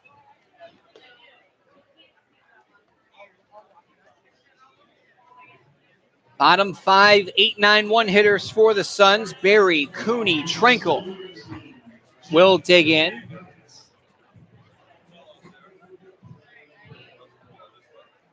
Barry a single to right last time up. A rare out recorded on a fielder's choice when Jack Cooney hit a fly ball to right. Was going to be a sacrifice fly potentially, if not just an out. But saving an error, it went 9-6 as the pitch is in there, called strike. That's right field to the shortstop, and eventually went down as the fielder's choice. Pitch, a little bit of chin music there to Barry.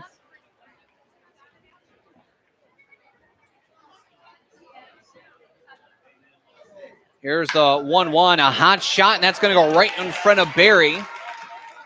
Other Barry I'm talking about. And that is a hot shot single, second of the day there for Connor Barry to PJ Barry out in center. No relation, different spelling. Left fielder number 7, Jack Cooney. He hit a fly ball into right field where the right fielder Martin dropped it, threw it over to second for the fielder's choice officially. That one a hot shot headed towards short.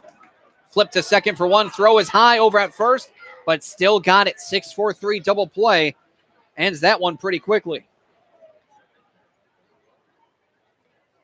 Cooney's got a lot of speed over on the base pass, but the Bravehearts did a nice job of getting that one out of their gloves pretty quickly and running that double play. Third time through the lineup now for the Suns. Caden Schrenkel 0 for 2, another fielder's choice as this one's grounded to the pitcher. He's going to flip over toward the first baseman for the final out of the inning as the pitcher's duel continues for both teams. No runs, 1 hit, no errors, and nobody left. Through 5 full innings of play, we now head through to the top of the 6th, where it is the Pittsfield Suns who maintain a 1-0 pace. You're listening to Pittsfield Suns Baseball on the Pittsfield Suns Baseball Network. Getting your child home safely Tap your views together 3 times. is just a click away. There is no place like home. But making sure your child is in the right seat is just one of the steps down the road to safer travels. I don't know how it works. Find the right seat for your little one's age and size. There's no better way to get home safely. Know for sure that your child is in the right seat. How can I ever thank you enough? Get all the facts at safercar.gov/the right seat. Brought to you by the National Highway Traffic Safety Administration and the Ad Council. At the American Lung Association, we're fighting for a day when we can all breathe easier. We're fighting for clear skies over every city and healthy lungs throughout the country. We're fighting to free millions of Americans from the addictive grip of tobacco and the devastating effects of lung disease. The American Lung Association isn't just fighting for air, we're fighting for all the things that make it worth breathing, and we can use your help. See what you can do at fightingforair.org. They're your friends. They're your neighbors. They're even famous entertainers. They're teachers. Okay, class, settle down. They're scientists and astronauts. They're hams. They're 650,000 strong, and they're just like you. Earning your amateur radio license is easy. Just contact the American Radio Relay League at 1-800-326-3942. Exercise is hard. So is maintaining a healthy diet. Of course, neither is half as hard as dying. Sadly, type 2 diabetes, heart disease, and stroke kill nearly 1 million people a year. Even sadder, most of these deaths are preventable with a few lifestyle changes, including regular activity, healthier eating, and not smoking. Talk to your doctor about your risk for type 2 diabetes and heart disease. And if your doctor recommends lifestyle changes or medication, listen. The reason so many die is because not enough are willing to change. You can stop it, starting right now. It's your life. Listen to your doctor. Eat better. Get moving. Visit checkupamerica.org or call 1-800-DIABETES. A message from the American Diabetes Association.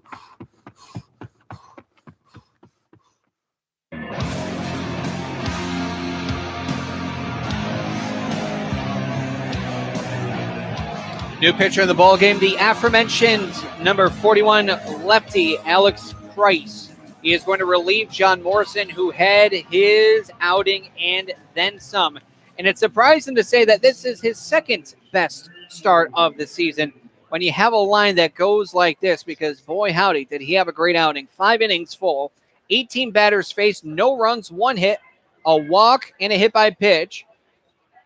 A hit batsman, rather. Wild pitch, 8 strikeouts, 81 pitches thrown, 56 for strikes, as that one's fouled up towards us.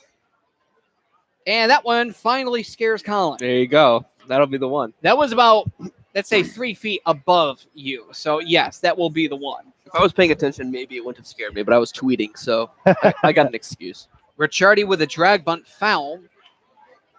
This one a tap bunt. Glove there, throw over to first is in time. What a throw there. And recovery from Connor Berry. And that wasn't even a bunt. That was just a half-hearted swing, and he stopped halfway. Excellent play on the infield grass by Berry. Barehand throw to first. And a nice stretch by Cauley, who usually would be in charge of making that play at third, to record the out. We've been treated to some really good defensive plays over in that hot corner. Here's Aiden Wild. First pitch, swing, and a high fly ball going into left center field. Coming in as a center fielder, Trenkle on the dead run. And the only man with a hit for the Bravehearts today is out on a fly out. That one looked like it was in the gap. I thought it was going to get down, even maybe for extra bases, but good speed by Trenkle to get there. Absolutely. I, too, thought that was going to fall, but not to be. Trenkle tracked it down. It seemed to hang up there at the very last minute, giving him time to get underneath it. So here's lefty versus double lefty. First pitch in there called strike. I say double lefty. He's left-handed and fielding today. Jacob Sessa popped out to second, lined out to right. So he pulls the ball here today. The 0-1 is fouled back towards us.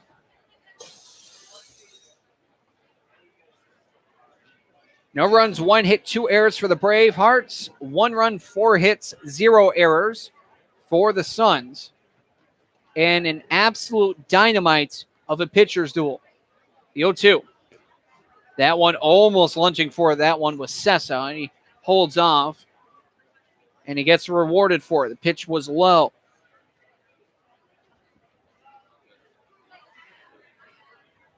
The 1-2. That one a hot shot. And finally another base hit here for the Bravehearts. That is the first base hit since 1 out in the 4th, where Aiden Wild, the man who just went to center rather.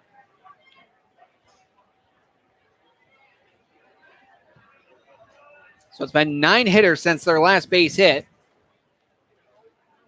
So weak line drive into right.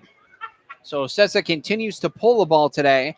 And here comes Mac Chelly, who struck out looking twice, and he is a big hitter. Pitch is low for a ball.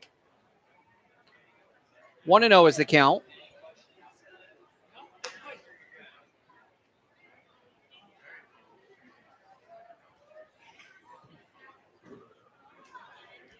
That pitch also runs low.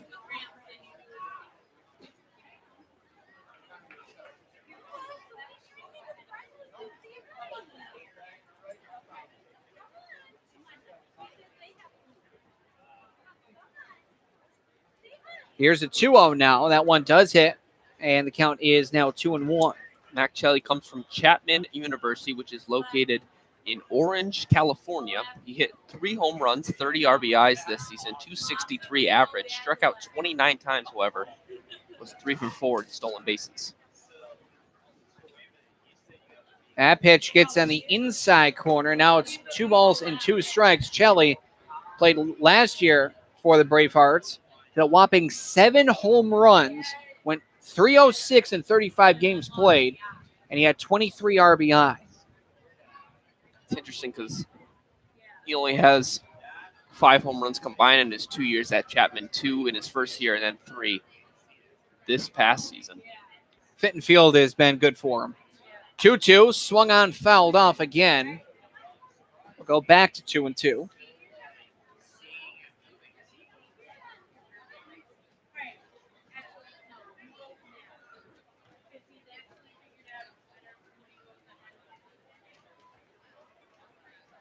Price from the stretch.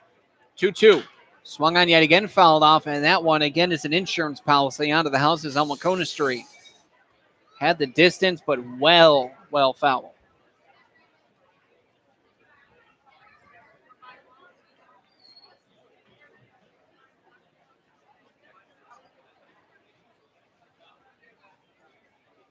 Price sets. 2-2. High fly ball and a line shot there over to left. And it's bobbled there by the left fielder. A throw into third. Let's see. It is late. So that will be a single for Chelly and an error on the left fielder Cooney as he was just unable to grab that one. It bounced off his chest. A rip line drive shot and now back-to-back singles. And now runners on the corners with 2 gone.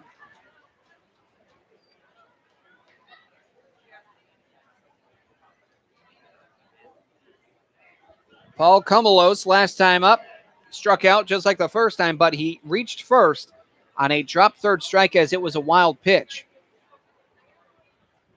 First pitch is right down Broadway. Called strike 0-1.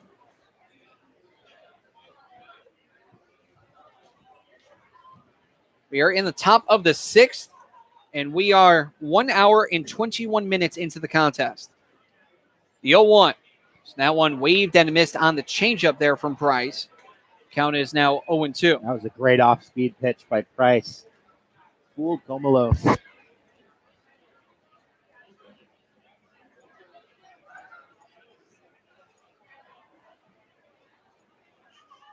The 0-2 cut on and missed yet again for strike 3. So he gets out of the jam, preserving the 1-0 lead.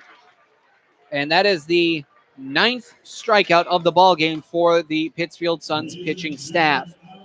No runs off 2 hits, 1 error, and 2 men left. We now head through 5.5 to the bottom of the 6th, with the Suns still leading it by a score of 1-0. You're listening to Pittsfield Suns Baseball on the Pittsfield Suns Baseball Network.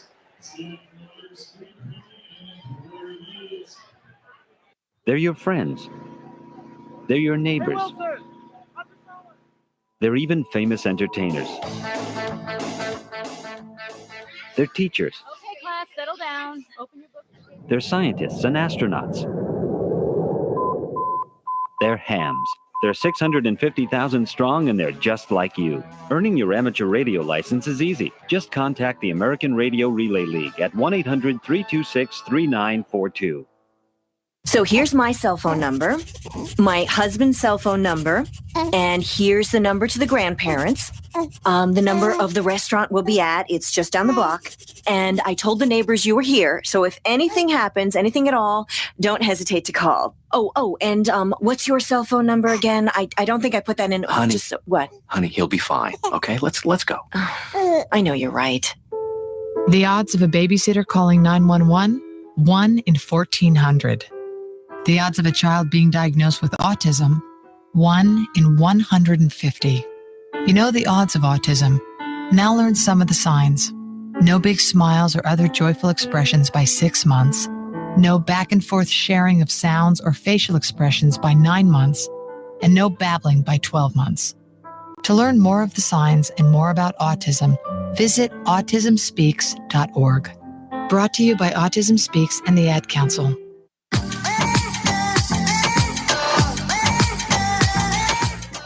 New pitcher in the ball game now for the visiting Worcester Bravehearts. They will also elect to go with a lefty. This one, number 22, Travis Owens. He's only played in 3 games, but Colin, his line is way up there in very selected action. Yeah, it sure is. His ERA 21.60 in 3 games, just 1 2/3 innings pitched, 4 strikeouts, 5 walks, giving up 4 hits, 4 earned runs, 7 runs in total. And those 7 runs were given up against the Pittsfield Suns in 18-6 defeat.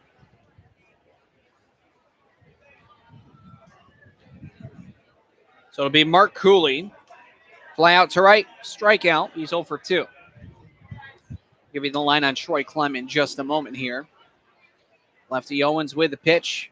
That one does hit the outside corner, called strike. And the count is 0-1 right now for the line there for John Morrison. Or excuse me, not John Morrison. Troy Clem, 5 innings, 19 batters faced, 1 earned run, 4 hits, a walk, 3 strikeouts, pitched well inside. Now 1 ball, 1 strike. He pitched 66 pitches, 44 for strikes, so that's 2/3. Currently on the hook for the loss. So wind up from Owens and the 1-1. Does hit the upper inside corner after setting up low and away. So 1 ball, 2 strikes. Seems like the raindrops are starting to fall a little bit again here. The wind picks up a little bit as well. 1-2. That one cut on a miss. Another strikeout there for Cooley.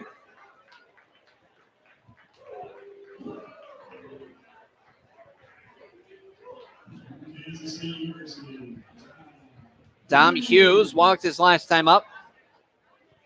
Was caught stealing 2-6. So he's currently 1 for 4 in stolen base attempts. Flew out to left in the first after that. Or I should say precluding the walk in the fourth. The pitch is low and outside. 1-0.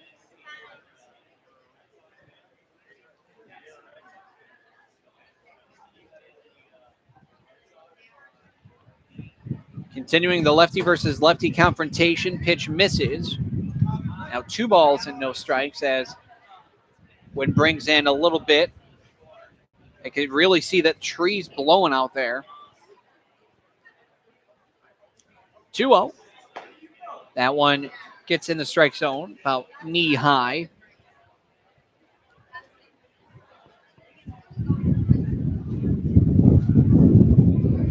Wind really starting to pick up now.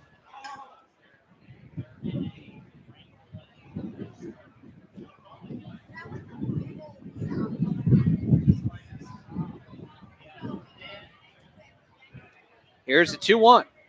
That hits lower outside corner. Now it's currently 2-2 with 1 gone. Hughes kind of shaking his head after that one. Not really sure if that one was a strike, but nonetheless 2-2. Owens with the 2-2. Breaking ball and called strike 3. A great breaking ball as he backdoors him. And it hit the outside corner with perfection from Owens. One of the best pitches he could have thrown and did so. The catcher, Jackson Peterson, 0 for 2, reached on an error by Comolos, the first baseman, who knocked it down with his body after trying to glove it. Flip over to the pitcher, but he was looking at the pitcher, not the ball, and didn't even grab it. That pitch misses low against the lefty, 1-0.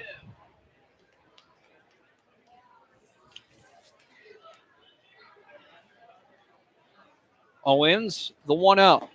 Drops low, ball 2-0.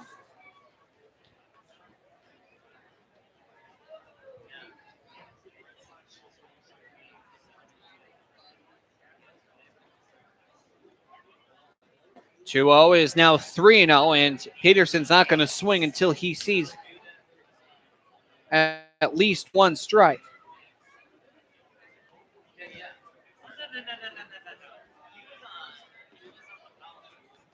Owens with the 3-0. That's ball 4 and a 4-pitch walk. So after striking the first 2 men, he spots all 4 of those pitches pretty much low. If that pitch would have been right in the strike zone, I'm pretty sure that Jackson Peterson would have been swinging, because we've seen a lot of 3-0 counts here and a lot of swings at the 4th pitch of the at-bat by the Pittsfield Suns. But with 2 outs, nobody on, you're already up 1. It's a wasted opportunity to at least see 1 more pitch. Big cut and miss there from Colley, 0-1. Obviously, with that one nowhere close, doesn't bother to swing. He just glides over to his base here. It's up to Jack Colley to get himself going here. 0-1 pitch. Another big cut and miss there from Colley, just not making contact. Quickly 0-2. Bottom of the 6th with 2 gone, a man on first. It is 1-0. Suns lead the Bravehearts.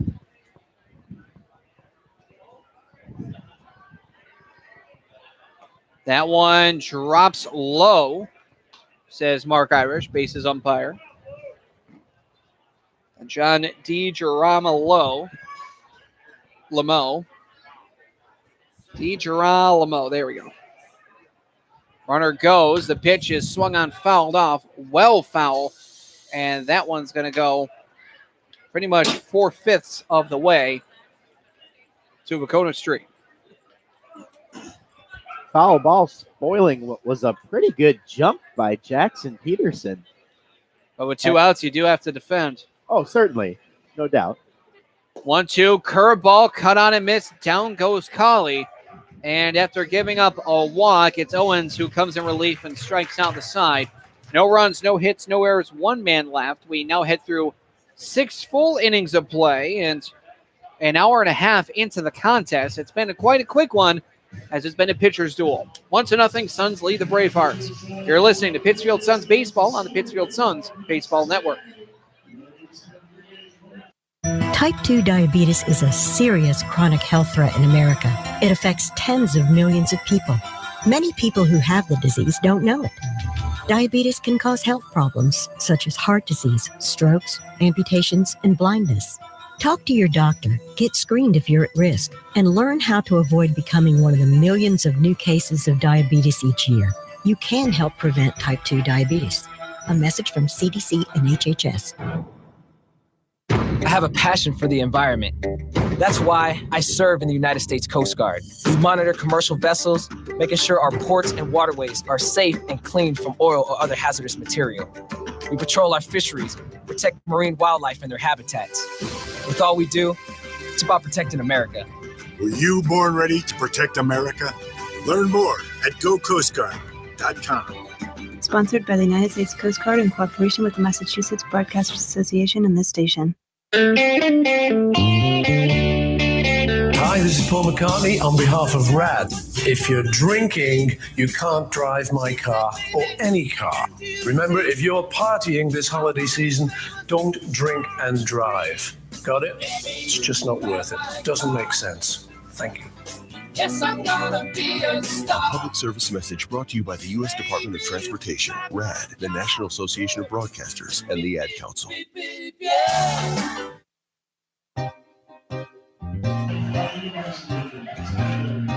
Shortstop Tyler Becker will start off the 7th with a 6, 7, 8 hitters with P.J. Berry on deck and Ben Rice in the hole. As Alex Price in his 2nd inning of relief will see a flash bunt. Pitch is right down Broadway, called strike, 0-1. Alex Price, a starter as a freshman out of Middlebury College back in 2019, this past season. Here's the 0-1. Hot shot over towards first. It is gloved and absolutely smothered by Colley over at first. Great play there on the 3 unassisted putout. This will now bring up P.J. Berry, who is walked, caught stealing, and then hit by a pitch in the 3rd and then 4th innings. And looking further into Price, he had a 2.44 ERA with a 1.20 whip, walks and hits per innings pitched. And I'll get to the biggest one after this. Pitch. Caught on and missed. Strike one. In the class of 2018 for Connecticut, he was ranked as the number 6 left-handed pitcher by Perfect Game out of all of Connecticut. Here's the 0-1.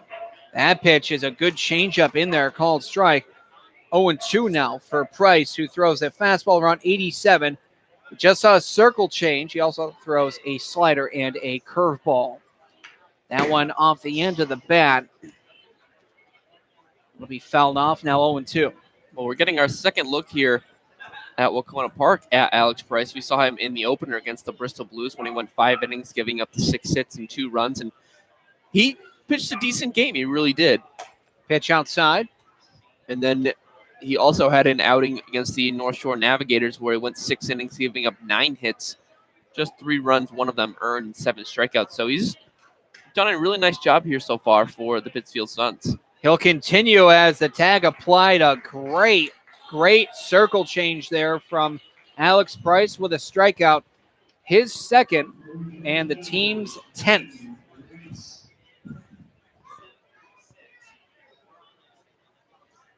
So bring up the catcher, Ben Rice. Strikeout in the third on a fly out to left. He's 0 for 2. Here's the windup and the pitch. First pitch. It's a knee buckler down the middle, 0-1.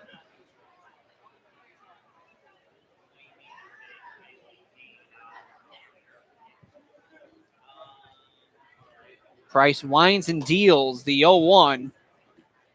Also catches in there, now 0-2.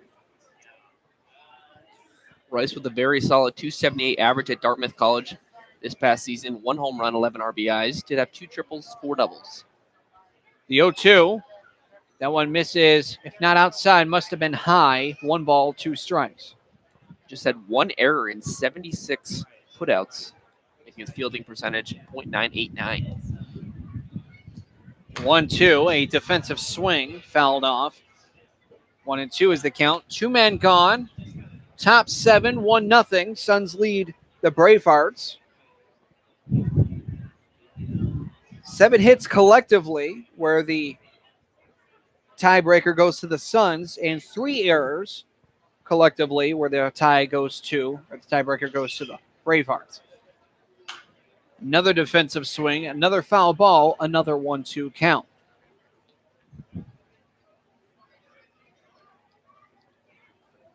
The problem with us trying to do the trip around the FCBL is these innings are way too quick. Yes, they are. But I'm ready, my friend, whenever. A 1-2 is a chopper over towards short. Forehand glove there from Osmond to throw over to first well in time.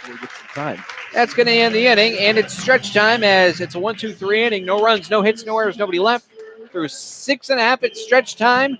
Suns lead the Bravehearts 1-0. You're listening to Pittsfield Suns Baseball on the Pittsfield Suns Baseball Network.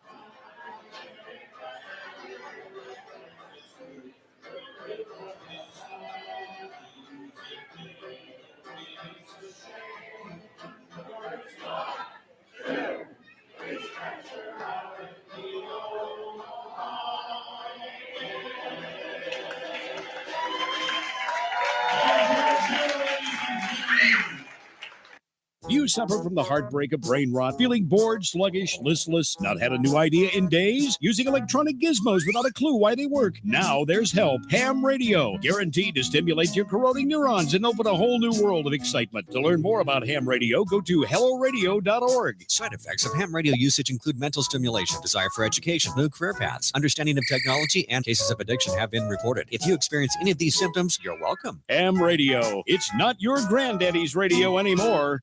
Getting your child home safely Tap your views together 3 times. is just a click away. There's no place like home. But making sure your child is in the right seat is just one of the steps down the road to safer travels. I don't know how it works. Find the right seat for your little one's age and size. There's no better way to get home safely. Know for sure that your child is in the right seat. How can I ever thank you enough? Get all the facts at safercar.gov/the right seat. Brought to you by the National Highway Traffic Safety Administration and the Ad Council. Now in the bottom of the 7th, starting with Bryce Osmond, a great defensive stop over at short last half inning. He's going to cut on this one and miss. The count is 0-1. He is currently 0 for 2 with a strikeout in the second. Reached on base due to an error by the third baseman, Wild. The 0-1. Cut on and miss for strike 2.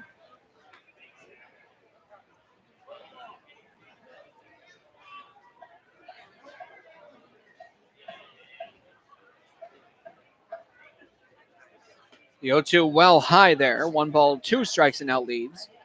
We're going to go with the tripper on the FCBL this inning if we'll have time.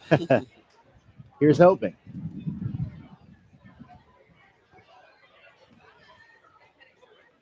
Owens with the 1-2 well outside.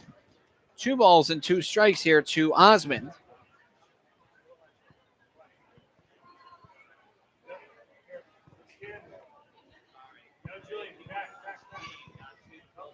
Wind up from Owens and the pitch. Cut on and miss. Another strikeout there for Osmond. Jeff Boggess, the DH, will step up. A single and the only run scored in the ball game, and a 5-4-3 double play grounded into. Quick trip around the FCBL. Taking a look at the FCBL scores from this afternoon. Nashua puts up 6 in the third, leads Westfield 7-0 on the top of the 6th inning. Brockton and North Shore, they're in the bottom of the 5th. Brockton leads 1-0. That would be your matchup of the day, at least as far as record is concerned. That pitch goes back to the backstop on a failed attempt of a blocker save there from the catcher Rice. And 1 ball, no strikes. Your Pittsfield Suns lead Worcester Bravehearts 1-0 in the bottom of the 7th. That's the FCBL. 1-0 misses. Go ahead. And now there we go.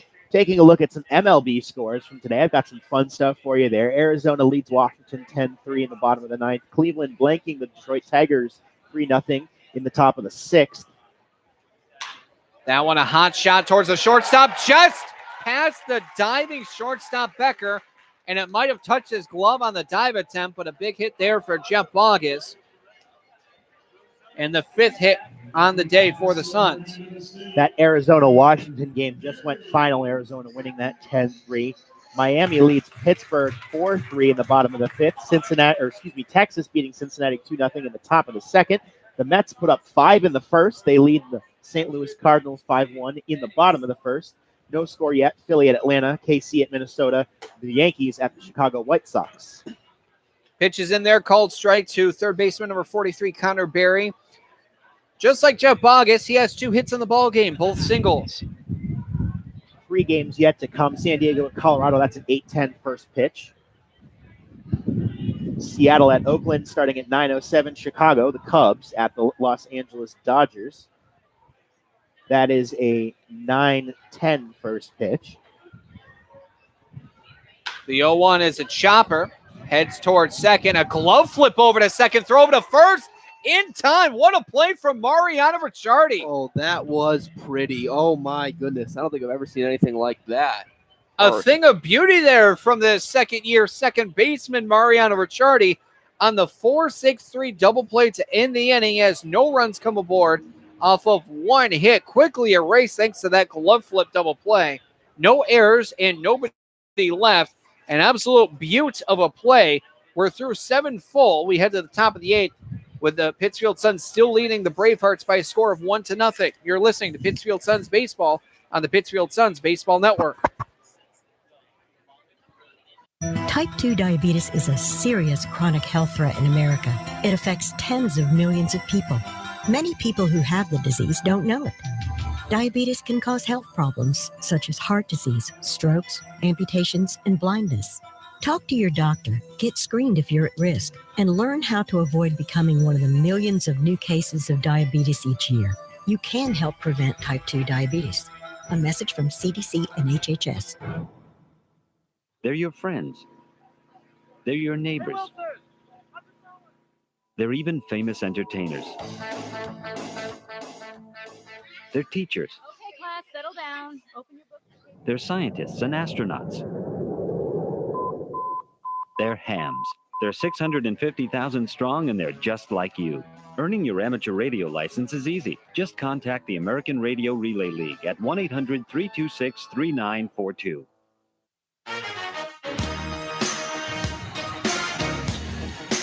Now to the top of the 8th, where the Pittsfield Suns still leading the Bravehearts by a score of 1-0 in a true blue pitchers duel. And we got actually a couple games that we didn't give you during the trip around the FCBL and Major League scores. Couple more finals for you from this afternoon. The Los Angeles Angels beat the Tampa Bay Rays 5-3. Pitch in there, called strike. That's to Nicholas Martin, 0 for 2 on the day, a strikeout and a fielder's choice. Red Sox pile on late to beat Baltimore 7-2.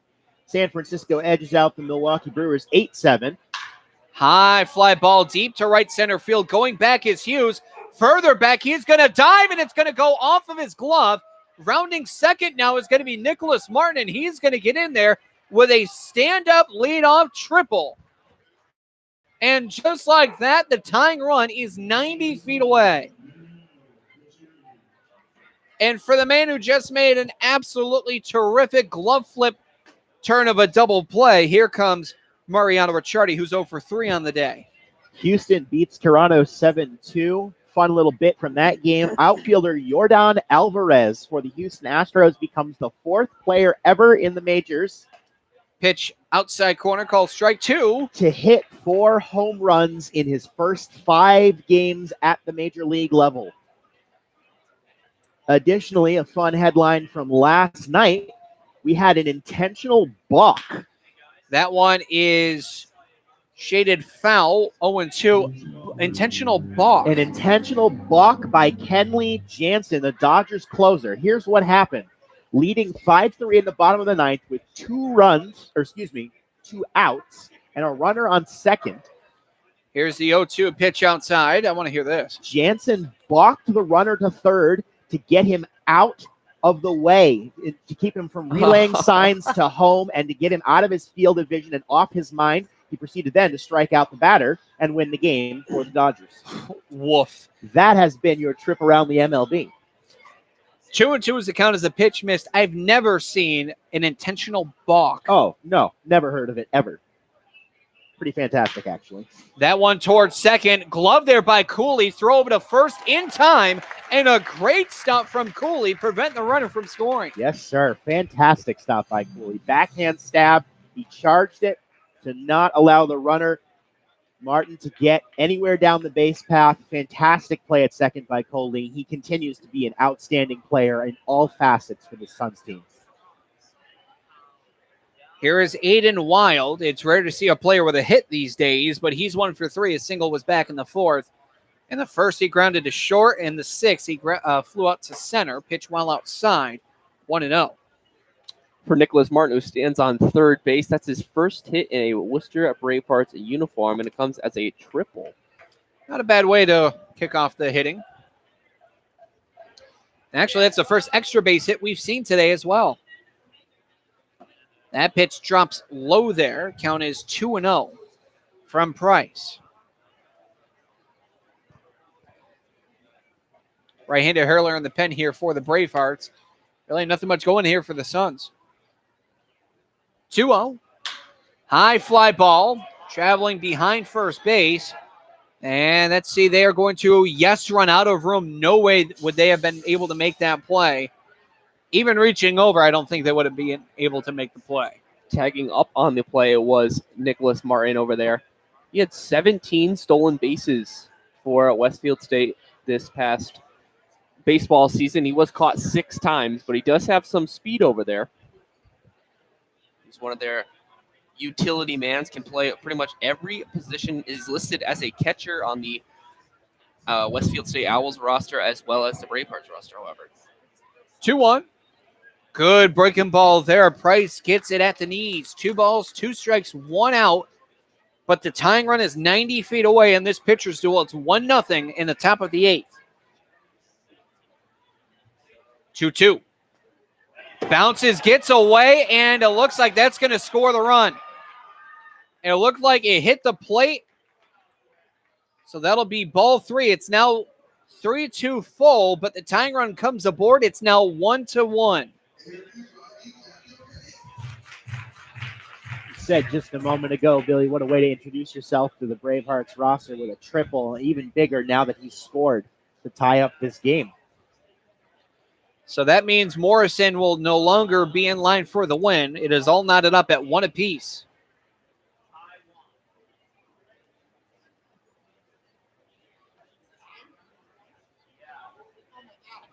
Here's the payoff. Called strike 3. Price on the payoff. It works hand in hand, and a beautiful pitch there from Price after that miscue of a pitch which hit the front line of the plate. Got away there from Peterson. It's going to bring up the number 3 hitter, Jacob Sessa. Again, a rare single in this ball game. Last time up, however. Suns pitching has produced 11 strikeouts today. That pitch just below the knees over the plate, 1-0.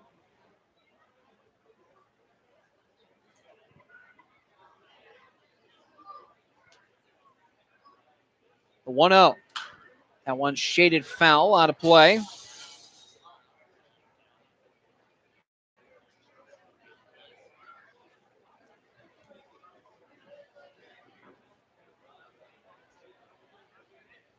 The windup from Price and the 1-1. And on the hands, fouled back. Peterson going to chase. And he will make the catch after squeezing it with his right hand on top. So that'll be a foul pop out. And that's going to end the inning. 1 run does come aboard off of 1 hit, that being the triple from Nicholas Martin, who did score the game-tying run. No errors, nobody left. We head to the bottom of the 8th. It's another ball game, ladies and gentlemen. It's 1-1. You're listening to Pittsfield Suns Baseball on the Pittsfield Suns Baseball Network. Did you know the 3rd leading cause of fire deaths for older adults is cooking? Hi, I'm Rob Neal from the United States Fire Administration with important fire safety tips for seniors. Never leave cooking unattended because a serious fire can start in seconds. Don't wear loose clothing while cooking. Keep towels and pot holders away from the range. Double check the kitchen before you go to bed or leave your home. This message is brought to you by the United States Fire Administration, your local fire department, and this radio station. Hi, we're talking to real smokers about quitting. Tell me when you smoke and why you smoke. Eat, cigarette, kids, cigarette, dinner, another cigarette. One on my way to lunch, one after lunch. And another cigarette, and another cigarette. Have you tried to quit? Yes. I become angry. It ain't that easy. You can't just quit cold turkey. I tried. What would you do different? Actually having a plan and thinking it through. You have to relearn how to live your life without a cigarette in your hand. With the right plan, you can quit smoking. Free at becomeanx.org. X, a new way to think about quitting. Brought to you by X and the Ad Council. Type 2 diabetes is a serious chronic health threat in America. It affects tens of millions of people. Many people who have the disease don't know it. Diabetes can cause health problems such as heart disease, strokes, amputations, and blindness. Talk to your doctor, get screened if you're at risk, and learn how to avoid becoming one of the millions of new cases of diabetes each year. You can help prevent type 2 diabetes. A message from CDC and HHS.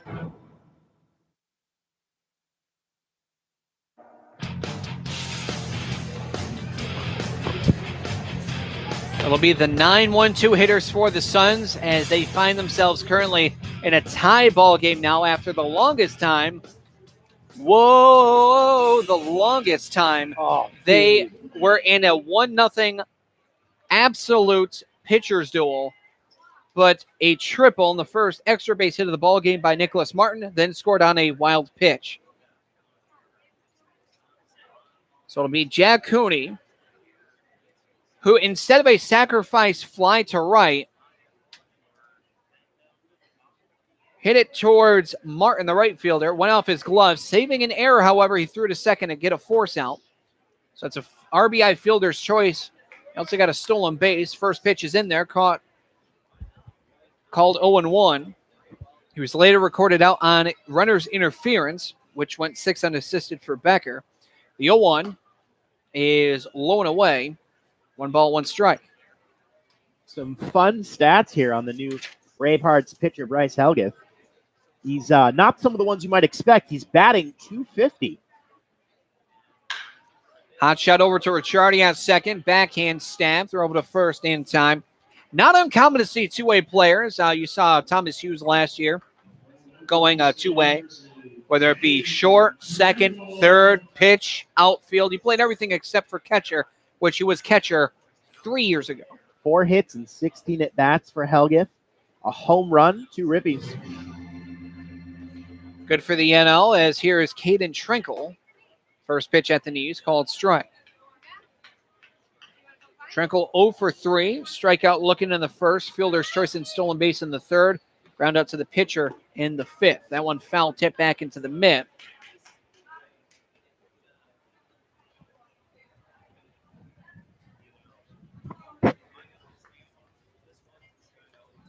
As that one misses outside, also high. 1 ball, 2 strikes, 1 gone in the bottom of the 8th.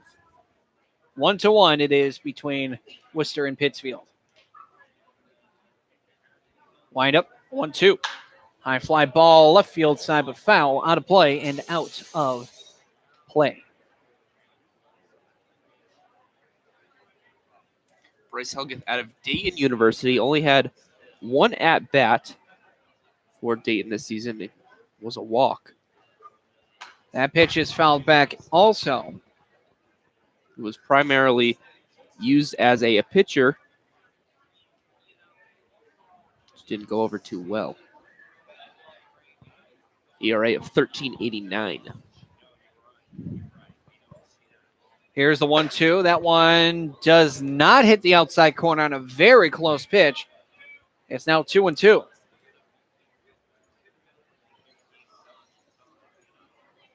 So Bryce Helgeth is a guy looking to improve his skills here with the Bravehearts. 2-2. This one in between third and short. Grabbing that one is Wild. Throw over to first is in time. Now here's Mark Cooley. He's 0 for 3. A couple strikeouts back in the 3rd and 6th. The last 2 times up. And then the first flew out to right.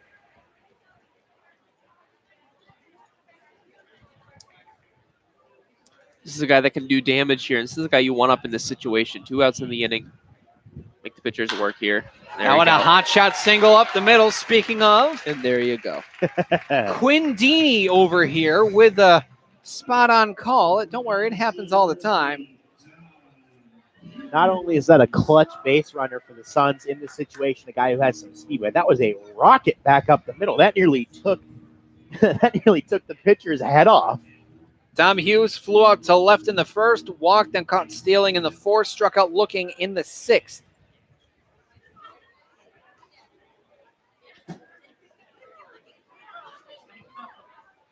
That one is chopped off of the foot, it seemed like. A throw over to first in time.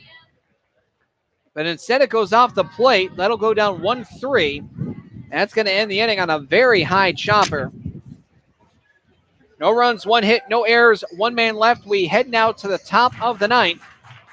And we will now see a bottom of the 9th no matter what. No runs, 1 hit, no errors, 1 man left. 1-1, Bravehearts and Suns. You're listening to Pittsfield Suns Baseball on the Pittsfield Suns Baseball Network. Exercise is hard. So is maintaining a healthy diet. Of course, neither is half as hard as dying. Sadly, type 2 diabetes, heart disease, and stroke kill nearly 1 million people a year. Even sadder, most of these deaths are preventable with a few lifestyle changes, including regular activity, healthier eating, and not smoking. Talk to your doctor about your risk for type 2 diabetes and heart disease. And if your doctor recommends lifestyle changes or medication, listen. The reason so many die is because not enough are willing to change. You can stop it, starting right now. It's your life. Listen to your doctor. Eat better. Get moving. Visit checkupamerica.org or call 1-800-DIABETES. A message from the American Diabetes Association. Type 2 diabetes is a serious chronic health threat in America. It affects tens of millions of people. Many people who have the disease don't know it. Diabetes can cause health problems such as heart disease, strokes, amputations, and blindness. Talk to your doctor, get screened if you're at risk, and learn how to avoid becoming one of the millions of new cases of diabetes each year. You can help prevent type 2 diabetes. A message from CDC and HHS. Check it out, it's the Terminator. Hey, when'd you get back, huh? Did you have to shoot anyone? Why are you so distant? Are you not happy to see me? So what's the deal? You gonna get a job now or what? Why are you being so jumpy? Put all that stuff behind you, okay? No one knows what it's like to come back from Iraq or Afghanistan unless they were there. Join other veterans at communityofveterans.org because we know where you're coming from. Brought to you by Iraq and Afghanistan Veterans of America and the Ad Council.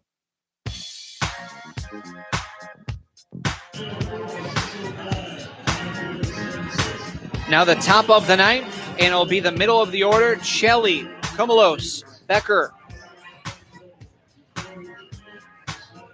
And collectively looking at those men, they are 1 for 9 on the game.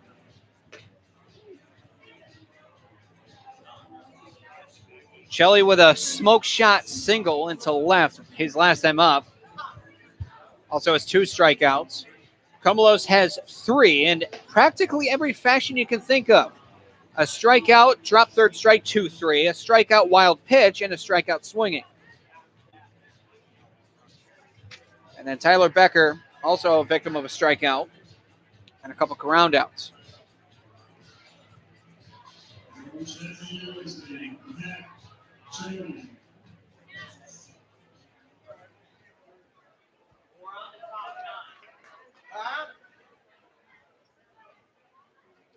Milton Farinos, the new pitcher in the ballgame for the Pittsfield Suns. First pitch drops too far low. The count is 1-0, which will end the line here for Price. Price will be receiving a blown save. 3 innings pitched, 12 batters faced, 1 earned run off 3 hits, one of them being a triple, as that one's fouled off. No walks, a wild pitch, 3 strikeouts, 35 strikes out of a total of 46 pitches thrown. No decision, but a blown save.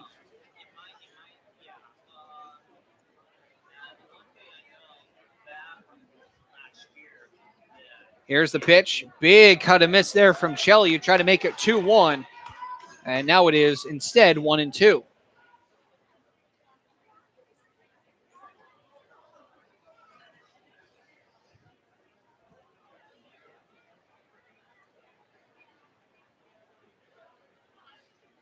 Marinos grabbing the sign. Works exclusively from the stretch.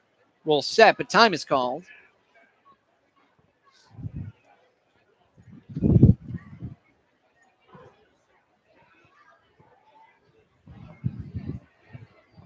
That one looks like it was foul tip into the mitt there of the catcher. And that'll be the 3rd strikeout for Chelly, first swinging. As the strikeouts continue for the Suns. Speaking of, here's a man who has, I believe, about, if not a third, a quarter of them. Paul Komalos, with those 3 strikeouts I previously mentioned. Taking a look out into the lights, the rain has become steady here at Wacona Park. Here's hoping we can get the end of the game in. High fly ball towards first, and the catcher are both going to chase. One's going to go out of play. Last time these Worcester Bravehearts were here was that morning game. And at the top of the 9th, it was none other than Paul Komalos hitting a solo home run to give the Worcester Bravehearts the lead. Looking to do more of the same here.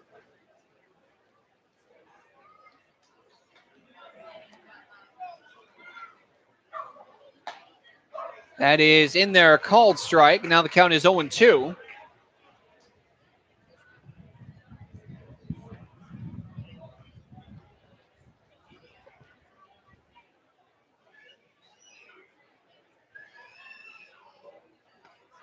That pitch is cut on a miss for strike 3. Komalos with the golden sombrero will sit down now with 4 strikeouts. Now here's the shortstop, Tyler Becker. Phenomenal breaking ball there by Veronis to set down Komalos. 2 strikeouts in the inning. And he could end up being the hero of sorts in a great pitching day for both teams. And he can walk away with the win.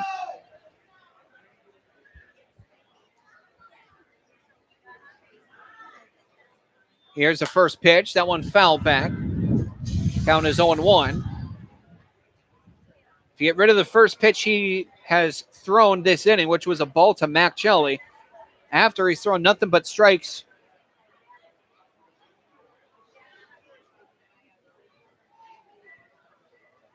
The 0-1, shaded foul. Count is now 0-2. There's another strike coming here to Becker. He was 1 pitch away from a very rare achievement, the immaculate inning.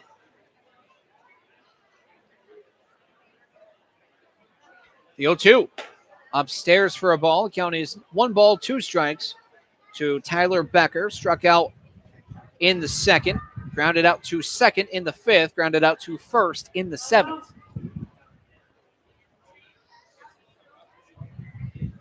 Varinos with the 1-2, curveball, but it misses.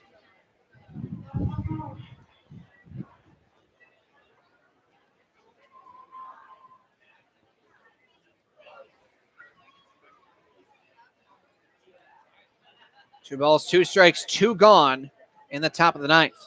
Caught on a miss for strike 3. The Suns continue with the strikeout trend. Varinos strikes out the side, headed to the bottom of the 9th with the Suns' chance to walk it off.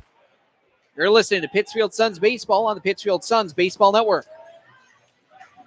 They're your friends. They're your neighbors.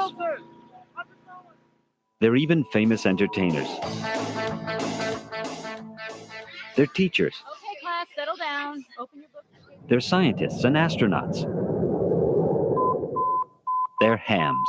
They're 650,000 strong, and they're just like you. Earning your amateur radio license is easy. Just contact the American Radio Relay League at 1-800-326-3942.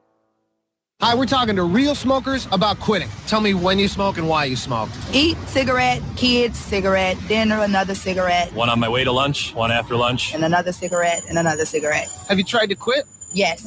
I become angry. It ain't that easy. You can't just quit cold turkey. I tried. What would you do different? Actually having a plan and thinking it through. You have to relearn how to live your life without a cigarette in your hand. With the right plan, you can quit smoking. Free at becomeanx.org. X, a new way to think about quitting. Brought to you by X and the Ad Council.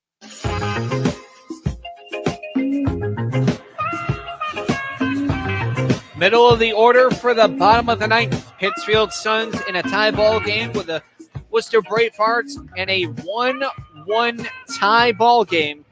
10 hits collectively. Suns with 6, Braves with 4. And here is Jackson Peterson, who is known to hit the long ball. He's done so 3 times this season.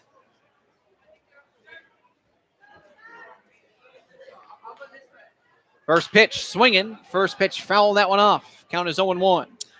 Suns have come to the plate, the 4, 5, and 6 hitters. So middle part of the order, definitely a part of the order that can do some damage and definitely hit a walk-off. 0 for 2, ground out to second in the 2nd. Reached on an error by the first baseman in the 4th, then walked on 4 pitches in the 6th. Pitch. That one is a bender that breaks on the outside corner. Good backdoor action. Called strike 0-2. In terms of the middle of that order, as we were talking about the depth of this Suns lineup earlier today, really not much of a weakness, 1 through 9. 0-2 is outside, in and out of the glove there of Rice. 1-2 the count here to Peterson. We'll see any more rain in the lights now. It's really a come and go type of thing all throughout this evening. Pretty light, steady rain, though, as you said, coming and going. This one shatters his bat towards second. Mariano Ricciardi on the run will reach over his body and make the grab. That will go as a line out on the weak line drive. Ricciardi with some good speed pedaling backwards. He was able to make that catch. He's had a number of good plays at that second base spot today. Colley, 1 for 3 on the day. Ground out to second in the second. Single that just went past Wild, as this one's a chopper to short. Glove there by Becker. Throw over to first, and it's in and out of the glove of the first baseman.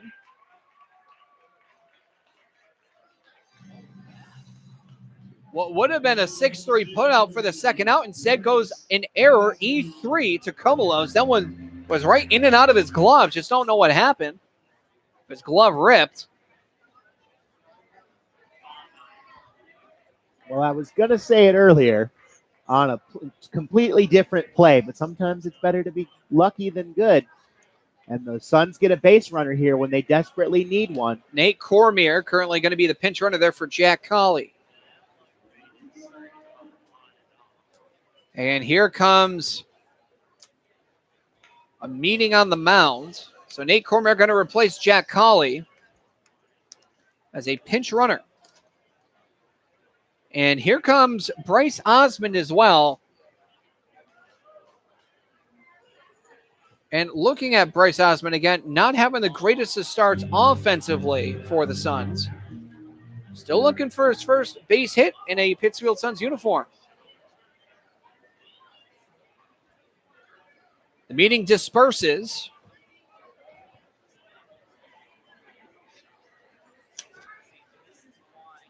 Osmond in one game was 0 for 4 with 3 strikeouts.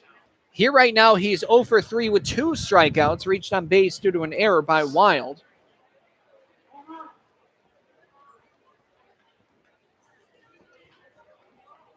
Nate Cormier leading off first, and a pickoff attempt over at first, and that one looked like it got a piece of Cormier.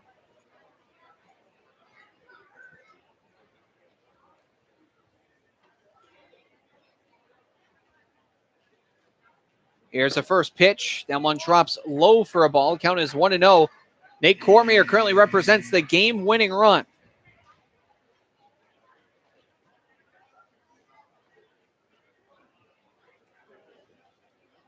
Check on first again here from Helgeth. This one a chopper to short. He's going to take it himself over at second. A high throw over to first in time. And ladies and gentlemen, for the first time here at Wacona Park in 2019, we are going to extra innings. No runs, no hits, 1 error, and nobody left after the 6-3 double play. We head to the extra inning. Why did I singulize that? Well, I'll get to that maybe next inning. You're listening to Pittsfield Suns Baseball on the Pittsfield Suns Baseball Network. So here's my cell phone number, my husband's cell phone number, and here's the number to the grandparents. The number of the restaurant we'll be at, it's just down the block. And I told the neighbors you were here, so if anything happens, anything at all, don't hesitate to call. And what's your cell phone number again? I don't think I put that in. Honey, what? Honey, he'll be fine. Okay, let's go. I know you're right. The odds of a babysitter calling 911, 1 in 1,400. The odds of a child being diagnosed with autism, 1 in 150. You know the odds of autism. Now learn some of the signs. No big smiles or other joyful expressions by 6 months. No back and forth sharing of sounds or facial expressions by 9 months. And no babbling by 12 months. To learn more of the signs and more about autism, visit autismspeaks.org. Brought to you by Autism Speaks and the Ad Council.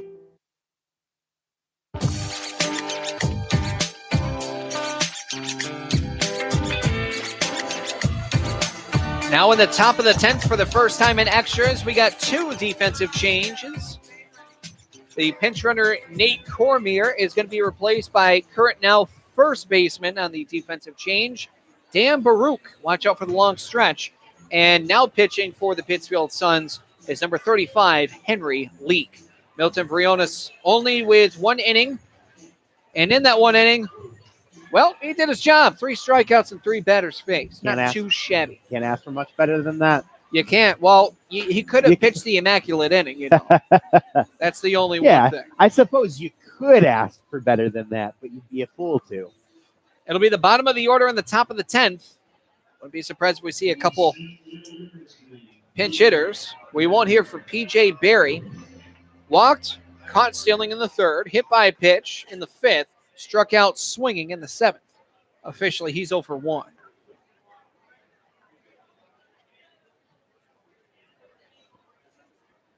First pitch from Leake is outside corner but high, 1 ball.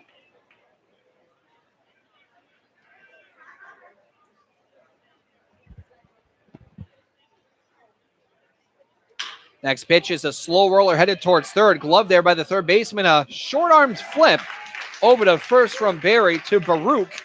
And that is the first out of the inning. Taking a look at Leake's numbers from this year. 2 appearances, that is.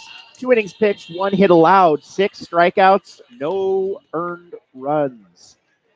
That's becoming a trend among some of these Suns pitchers. Coming into the day, they had 4 pitchers on their roster who have not allowed an earned run. Here's Ben Rice. He's 0 for 3 on the day. First pitch misses outside. 1-0 to Rice, who struck out in the third, flew out to left in the fifth, grounded out to short in the seventh. 1-0, well foul on a bullet. That's going to scare some of the furry friends that are still here.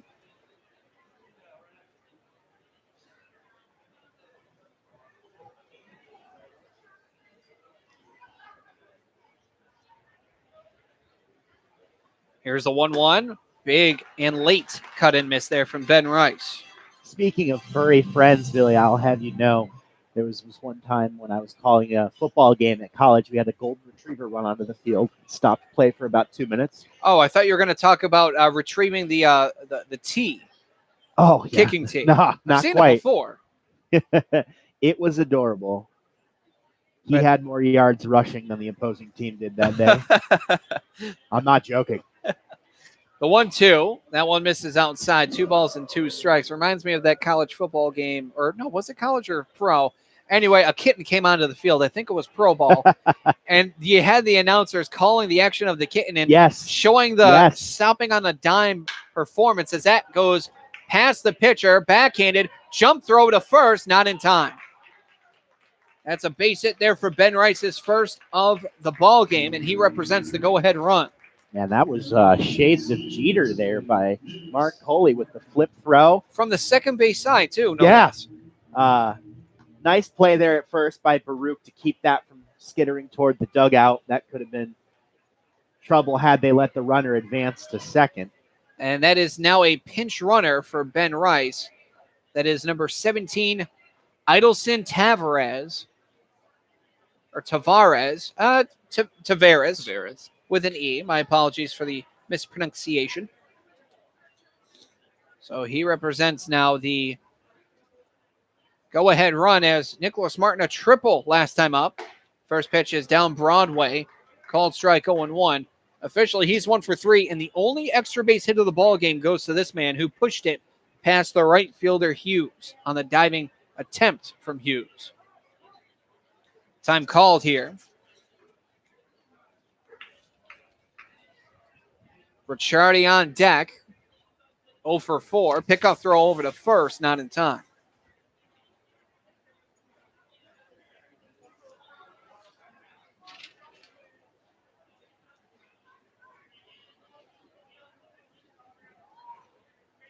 Leak from the stretch. Big lead there for Tavares. He runs, swing and miss. Throw over to second. Sails into center. But I think they're asking for interference. And here comes Gedman. They are, I believe, going to ask for interference. Currently, it is a stolen base.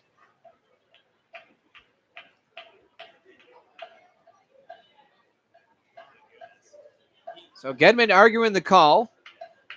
And probably the most Joe Torre way possible. He does not bark at the umpires. What he does is he actually talks to them. So asking for interference. I'm not entirely sure if he'll get it. Even in an attempt to have the managers meet, no. So that's a swing and miss. The count is 0-2. And a stolen base for Idelson Tavares.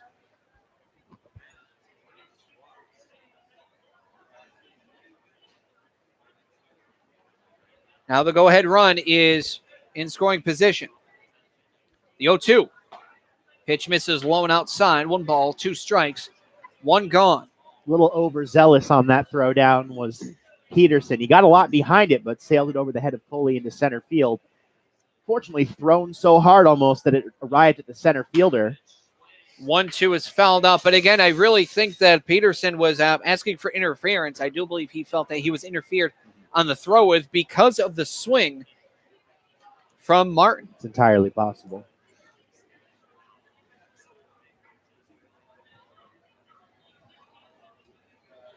The 1-2, a chopper over towards second, loved by Cooley. Throw over to first, in time, runner advances to third with now 2 outs. So it's a 4-3 put out. Tavares now 90 feet away from scoring the game-tying run. Go ahead, run. Yes, go ahead, run. And here comes Brandon Shalikas to calm down Henry Leak. As you have Mariano Ricciardi over on first. Even with 2 outs, this man's got a pristine bunting ability.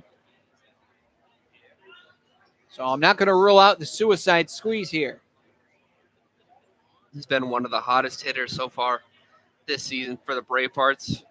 Guy on third is the exact guy you want up to the plate if you are Worcester.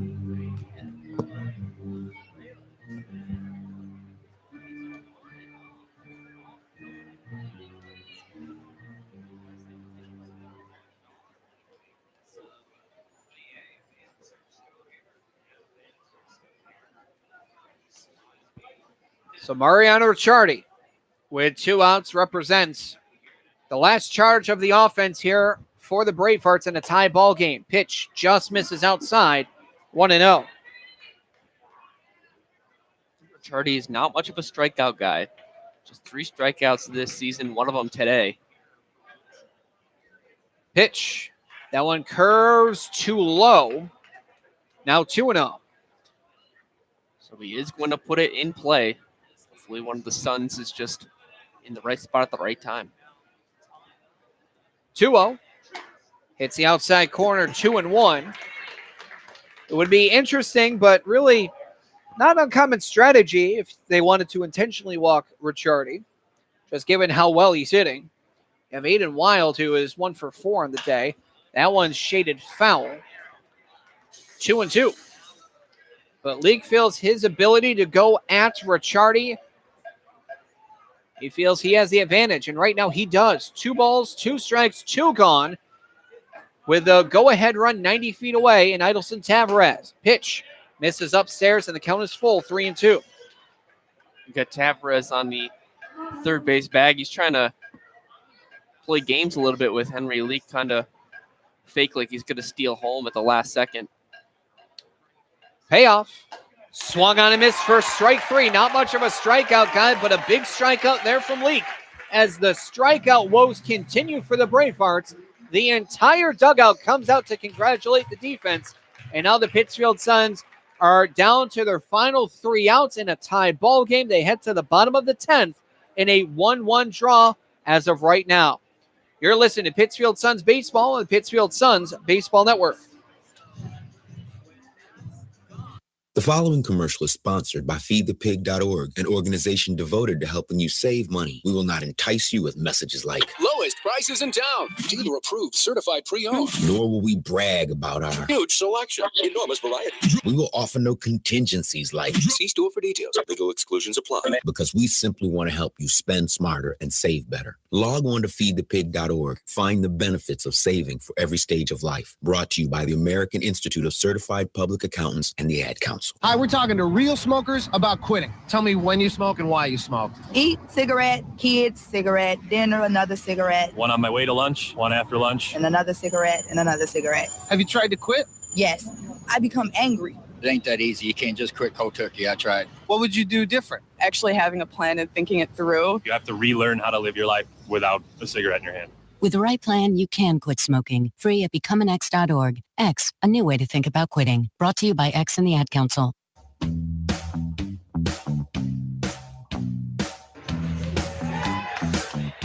Bottom of the 10th and the last chance offensively in traditional baseball. for the Pittsfield Suns. It's a tie ball game with the Worcester Bravehearts, 1-1. 5 hits for the Bravehearts to the Suns 6. 3 errors for the Bravehearts to the tune of the Suns 1. Jeff Bogus batting from left-hand side, the designated hitter. He's 2 for 3 on the day with the only run scored in the ballgame for the Suns. First pitch swing and breaks his bat. A line shot into center, base hit. He sacrifices his yardstick and sends this one a ton of yards into center field. That was a nice piece of hitting by Bogus, but perhaps a little fortunate that the bat broke. And if he had gotten more on it, it would have headed straight out to the center fielder, Barry. That one happened to fall in at just the right spot. Pinch hitter here for Jeff Bogus. That is going to be Kyle Cronk, who is basically a pinch run specialist. It's what he has been doing in college. While we have a minute, I'd like to just go back to that last inning by Leak. Phenomenal strikeout. In a day we've seen some amazing pitching, especially by Sun starter John Morrison. That might have been the best pitch of the night, or the most important pitch of the night. Connor Berry with 2 hits in the ball game. Pitch. That one misses high, 1-0. Would be surprised to see Kyle Crunk taking second base here if he can. As Billy mentioned, he's a pinch running specialist at the University of Pennsylvania. Pickoff throw back towards first. And, if the tag was applied, he would have been out. He stopped too early in front of the bag. That is a misplay from Comolos, and he would have been picked off. That pitch drops low for a ball. 2-0 the count. Nobody gone. Game-winning run currently being represented by Kyle Cronk.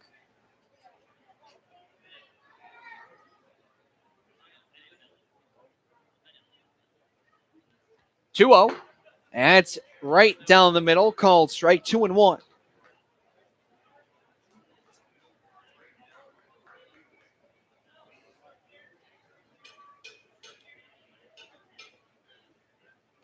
Pickoff attempt over towards first. Again, the tag not applied because the pitch was too high. But really, you have no choice if you're Bryce Helgeth. You have to pay attention to Kyle Cronk over at first, but you got to also pay attention to the batter. 2-1. Outside corner, called strike 2.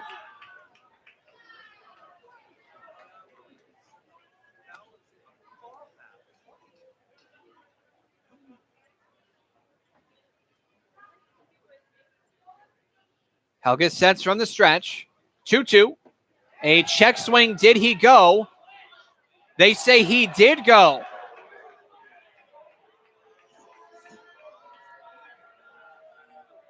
To the dismay of this crowd who did not agree, and that one was borderline. That was bang, bang. His bat was right there at the plate. And now here comes Jack Cooney. RBI fielder's choice, which should have been sacrificed, but a non-error being played. Pitch is low and away, 1-0. A ground into a double play in the 5th after the fielder's choice in the 3rd, which he also retrieved an RBI and a stolen base. 4-3 put out in the 8th. Pickoff throw over to first. Back in safely. Time is being called, or attempting to be called. There we go. Frisbee being thrown out by the right fielder, Martin. Ooh. That one had some heat onto it. Oddly enough, I saw him tossing the Frisbee back and forth with a couple of fans in between outs and in between innings. And now bases umpire John DiGirolamo talking with Matt Gedman, not entirely sure about what. The fans have Frisbees, and you can't really kick them out. It was just one throw.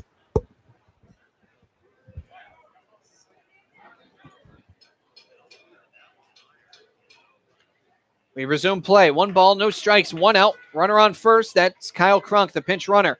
Runner goes, the 1-0, and a hit and run attempt is fouled off, and that's going to go off the fencing. 1 ball, 1 strike.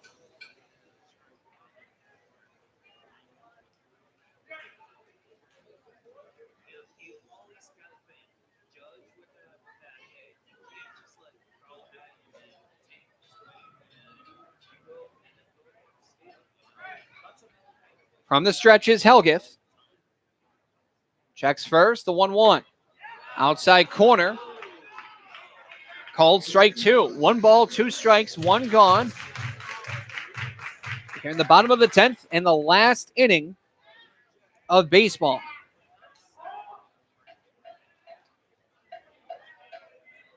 Pickoff throw to first, gets away, and they are going to try. Kronk headed to second, and he is going to slide in and get in there safely. That's an error on the pitcher. So the failed pickoff, 1-3, now goes as an error, and the 4th error overall. This one going to the pitcher. So E1 on the play, and now a base hit into the outfield can score the game-winning run, or a ball hit hard in the outfield or to right can advance Kronk. And the outfielders have taken a couple of steps in to try to gun down the potential winning run. Helgeth trying to relax. It's a 1-2 count. Pitch. That one swung on and fouled off. Count is 1-2.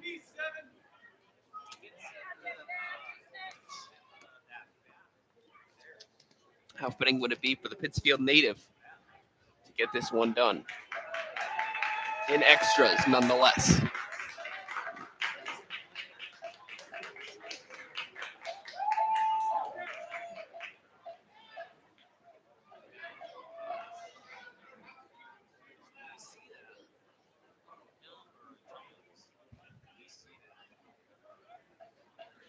Helgeth, it's a 1-2 count. The pitch is low.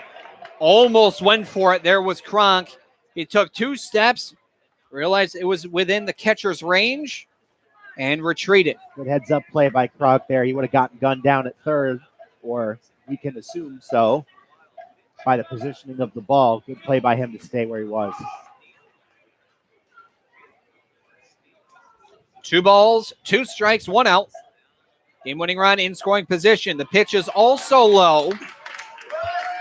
And now it's 3 balls and 2 strikes.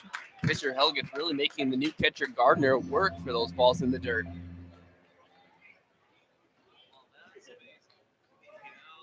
If you walk him, you set up a double play possibility. Payoff is low. So a double-edged sword for the Suns. You get another base runner, but the Bravehearts benefit. They can now set up a double play ball. Here's Caden Schrenkel, who's 0 for 4 on the day. Only time reaching on base was off a fielder's choice. He later stole a bag. First pitch. This one shattered his bat towards short. Barehanded, can't make the play. And to be honest, there's no way he would have been able to get the runner anyway. That's going to go down as a base hit for Schrenkel. And right now, it's up to Mark Cooley. Barehanded stab, and Becker charged barehanded. Even if he grabbed it, would not have gotten the runner. No chance on that play whatsoever. Infield single. Bases loaded. Infield is now in. They're not playing around with a double play ball. So Mark Cooley has a golden opportunity, who hit a single into center last time up. And a frozen rope it was. The pitch. First one is low, ball 1. How fitting with the week he's had that Cooley has a chance to win it here for the Suns. A hit deep in the outfield can win it.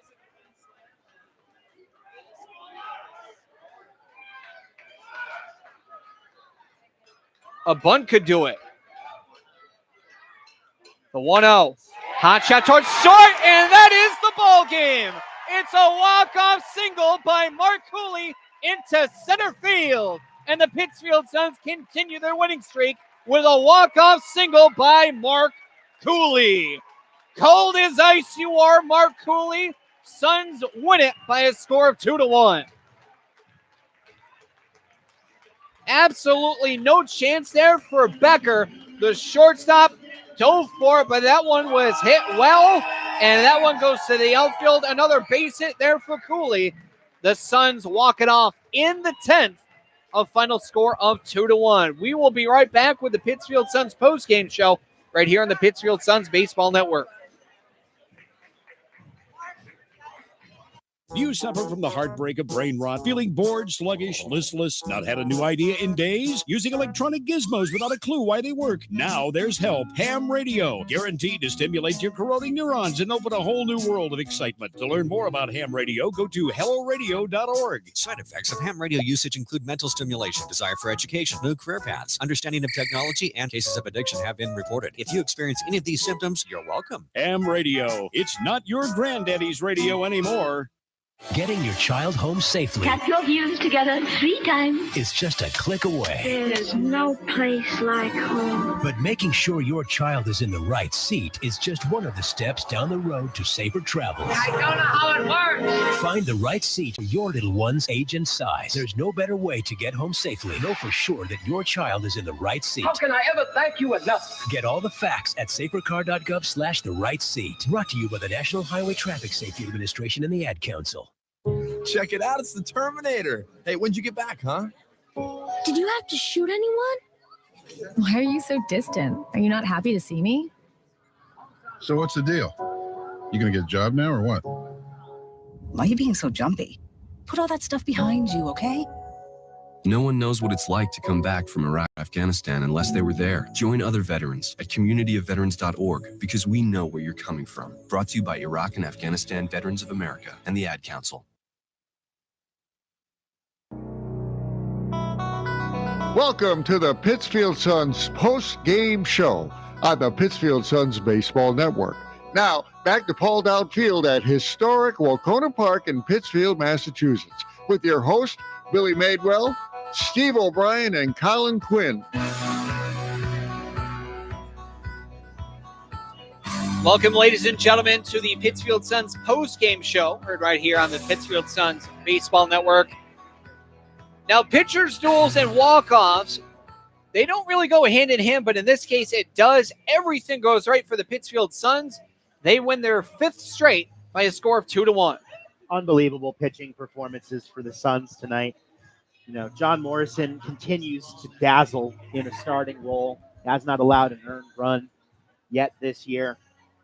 Alex Price was solid. Milton Veronis with a solid 1-inning. Leak with 2 innings and probably one of the biggest strikeouts of the game. I'm so impressed with this Pittsfield Suns pitching staff this year. Just taking a look at some of their numbers. They've got 4 guys currently who have not allowed an earned run on the year, 7 whose ERA sits under 2, and 9 with an ERA under 3. Can't get much better than that. Yeah, you said it. Don't really know if there's anything else to say about the Pittsfield Suns pitching. They really got the job done. But you look at the scoreboard, 9 hits for the Pittsfield Suns, just the 2 runs, but you did have some solid contact. Mark Cooley with a couple of ropes, and especially the one to win it, getting past the dive there of the shortstop for the Bravehearts. But the Bravehearts also had some good pitching as well, so you can't really underestimate how they did on the mound as well. Just got cut up in the last inning there and just couldn't get the job done in the end. But the Pittsfield Suns pitching really came through here tonight and got them their 5th straight win. For the Pittsfield Suns with their 5th straight win, this is how it happened with a absolutely monumental scoring analysis. By that, I mean all the sarcasm in the world possible. Pittsfield Suns scored first in the bottom of the 3rd. That was on what was thought to be a sacrifice fly. There were runners on 1st and 3rd with 1 out. Fly ball goes into right field. Martin, it goes off his glove. The run comes in. He throws to short for the out at second base. So that goes a fielder's choice, 9-6, but an RBI there for Jack Cooney. That seemed like it was going to be their only run of the contest. The top of the 8th came around, and it was a triple by Nicholas Martin, who later scored off a wild pitch. And then it was a bases-loaded single by Mark Cooley in the bottom of the 10th to end this one by a score of 2-1 with 14 total hits. Suns had 9, Bravehearts had 5. But an unbelievable matchup between these two teams, especially because this was, as a pitcher's duel, the best pitcher's duel you could have gotten, with only 14 hits, 3 runs out of this contest. Again, they don't usually go hand in hand, that being walk-off hits and pitcher's duels, because there's usually lack of hits. We almost went to the home run derby. That we won't get into quite yet, but it's a win for the Pittsfield Suns, their 5th overall in a row. They win it by a score 2-1. While we have a chance, we're going to go over to the FCBL trip around the FCBL, that is. Taking a look at the rest of the scores in the league this evening, it's gone final in Nashua. The Silver Knights win 8-1 over the Westfield Starfires. In Brockton, the Navigators and Rocks are tied at 1 in the bottom of the 8th. That one promising to be a thrilling finish. And here at Paul Dowd Field, historic Wacona Park, your Suns walk off in the bottom of the 10th inning against the Worcester Bravehearts, 2-1. And that one game being played between the Brockton Rocks and North Shore Navigators, that has implications for the Pittsfield Suns. Right now they sit a half game behind North Shore, but if Brockton wins against North Shore, all 3 teams would be tied for first place. The Suns would be on their 5th straight win. If North Shore wins, they win their 5th straight. Brockton would still stay in 3rd place, but the Pittsfield Suns going 9-4 currently, and it is the Worcester Bravehearts who drop under 500, now currently sitting at 5-6. For the Pittsfield Suns, pitching was absolutely phenomenal. The winning pitcher of tonight's contest, that is actually going to go to Henry Leak, who pitched in the 10th. He was on the bump last for the Suns. For Leak, that's his first decision. He's 1-0 with the save. Again, no ERA. Getting the loss was the pitcher who was on the mound last for the Bravehearts. That is Bryce Helgeth. And for Helgeth, as we look at his record on the season, he is going to dip down on his pitching, as Helgeth is now 1-1 on the year. There was a blown save for Alex Price. We don't really talk about it much because he still pitched fantastically. When you have pitchers that throw 1-run ball in 10 innings, only giving up 5 hits, 1 hit per 2 innings, and strikeouts, oh my. You look at total strikeouts for the Pittsfield Suns staff here today, 15 out of 30 outs. Half. 10 innings, 3 outs per inning, 15 strikeouts. And usually you don't see a lot of strikeouts coming from players such as Mariano Ricciardi. He struck out twice. You had a lot of players striking out. And actually looking down the line, there was only one man who was not recorded out by a strikeout, and that was the left fielder, Jacob Sessa. Went 1 for 4 with a pop out, foul pop out, a line out, and a single. No strikeouts on his resume today. Can't say otherwise for his teammates, however. 5 hits total, 1-run ball. That is absolutely amazing. For the Pittsfield Suns player of the game, I mean, come on, walk-off win. You got to give it to the man, Mark Cooley. He went 2 for 5 collectively. He went 0 for 3 to start, then back-to-back singles to center, including the RBI game-winning single in the 10th. And tonight's pitcher of the game, John Morrison, lights out again with a whole ton of strikeouts to boot as well. 5 innings pitched, 18 batters faced, no runs, only 1 hit. And to think this is his second best start of this season. He went 5 innings, no hits, in his other start back on May 31st. 1 walk and a hit batsman, a wild pitch. 8 strikeouts. He had 81 pitches thrown, 56 for strikes. 20 strikeouts on the year. Amazing. And 3 appearances. Unbelievable, man. 3 appearances. So absolutely phenomenal pitching. The hitting got there late, but that's what you want. You don't want to Bill Dally, as the horsing terms would go. You want to rally, which is what the Suns do. And yay, I actually use baseball jargon too, but also horse racing. But for the Pittsfield Suns, absolutely monumental game, 5th in a row. They're getting the win, stringing along. They're getting the momentum, the chemistry, everything you could have asked for. And ends the ball game by a score of 2-1, walk-off winner, thanks to Mark Cooley. Not Mark Cooley, that's his father. I'm talking about, yes, Mark Cooley. I was about to say his father usually comments on YouTube, but while we have the chance, that'll do it for us. But first, both your final thoughts on tonight's contest on a 2-1 walk-off winner. I don't know. For me, I think you guys we all touched upon how good the pitching was and just the timely hits that the Suns got. And I don't know. That's really what it came down to today was the pitching and then just some clutch plays. Also, 4 errors on the board for the Worcester Bravehearts. The errors kind of costed them a little bit here in this one.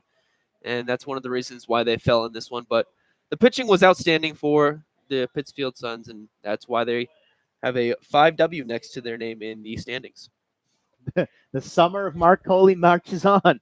He has been fantastic for this team. For as much love as I want to give my man Jackson Peterson, the home run king, and John Morrison, who is electric every time he has pitched this season, Coley has been, for me, the most exciting player on this team to watch so far this season. This ball game started at 6:02, ended at 8:34 for a game time total of 2 hours and 32 minutes in front of a crowd of 1,126 people, not including dogs here on Bark in the Park night. The next time the Pittsfield Suns have a matchup, that is going to be tomorrow, and that is going to be at Muzzy Field in Bristol, Connecticut. The next time you'll hear from us is the back end of that home and home as the Pittsfield Suns host the Bristol Blues on Monday the 17th for a game time set for 6:30, and pregame is set for 6:15. Ladies and gentlemen, that is going to do it for us. For players, coaches, umpires, and fans, alongside Steve O'Brien Jr. and Colin Quinn, this is Billy Madewell signing off, saying thank you for listening and watching to Pittsfield Suns Baseball on the Pittsfield Suns Baseball Network. Thank you for listening. Thank you for watching. Have a great evening. We'll talk to you all on Monday. Thank you for listening to Pittsfield Suns Baseball on the Pittsfield Suns Baseball Network. Please join us next time for more exciting baseball action from Paul Dowd Field at historic Wacona Park. This play-by-play broadcast of Pittsfield Suns Baseball was a production of the Pittsfield Suns. Any reproduction, retransmission, or other use of the accounts and descriptions of this game without the expressed written consent of the Pittsfield Suns is strictly prohibited.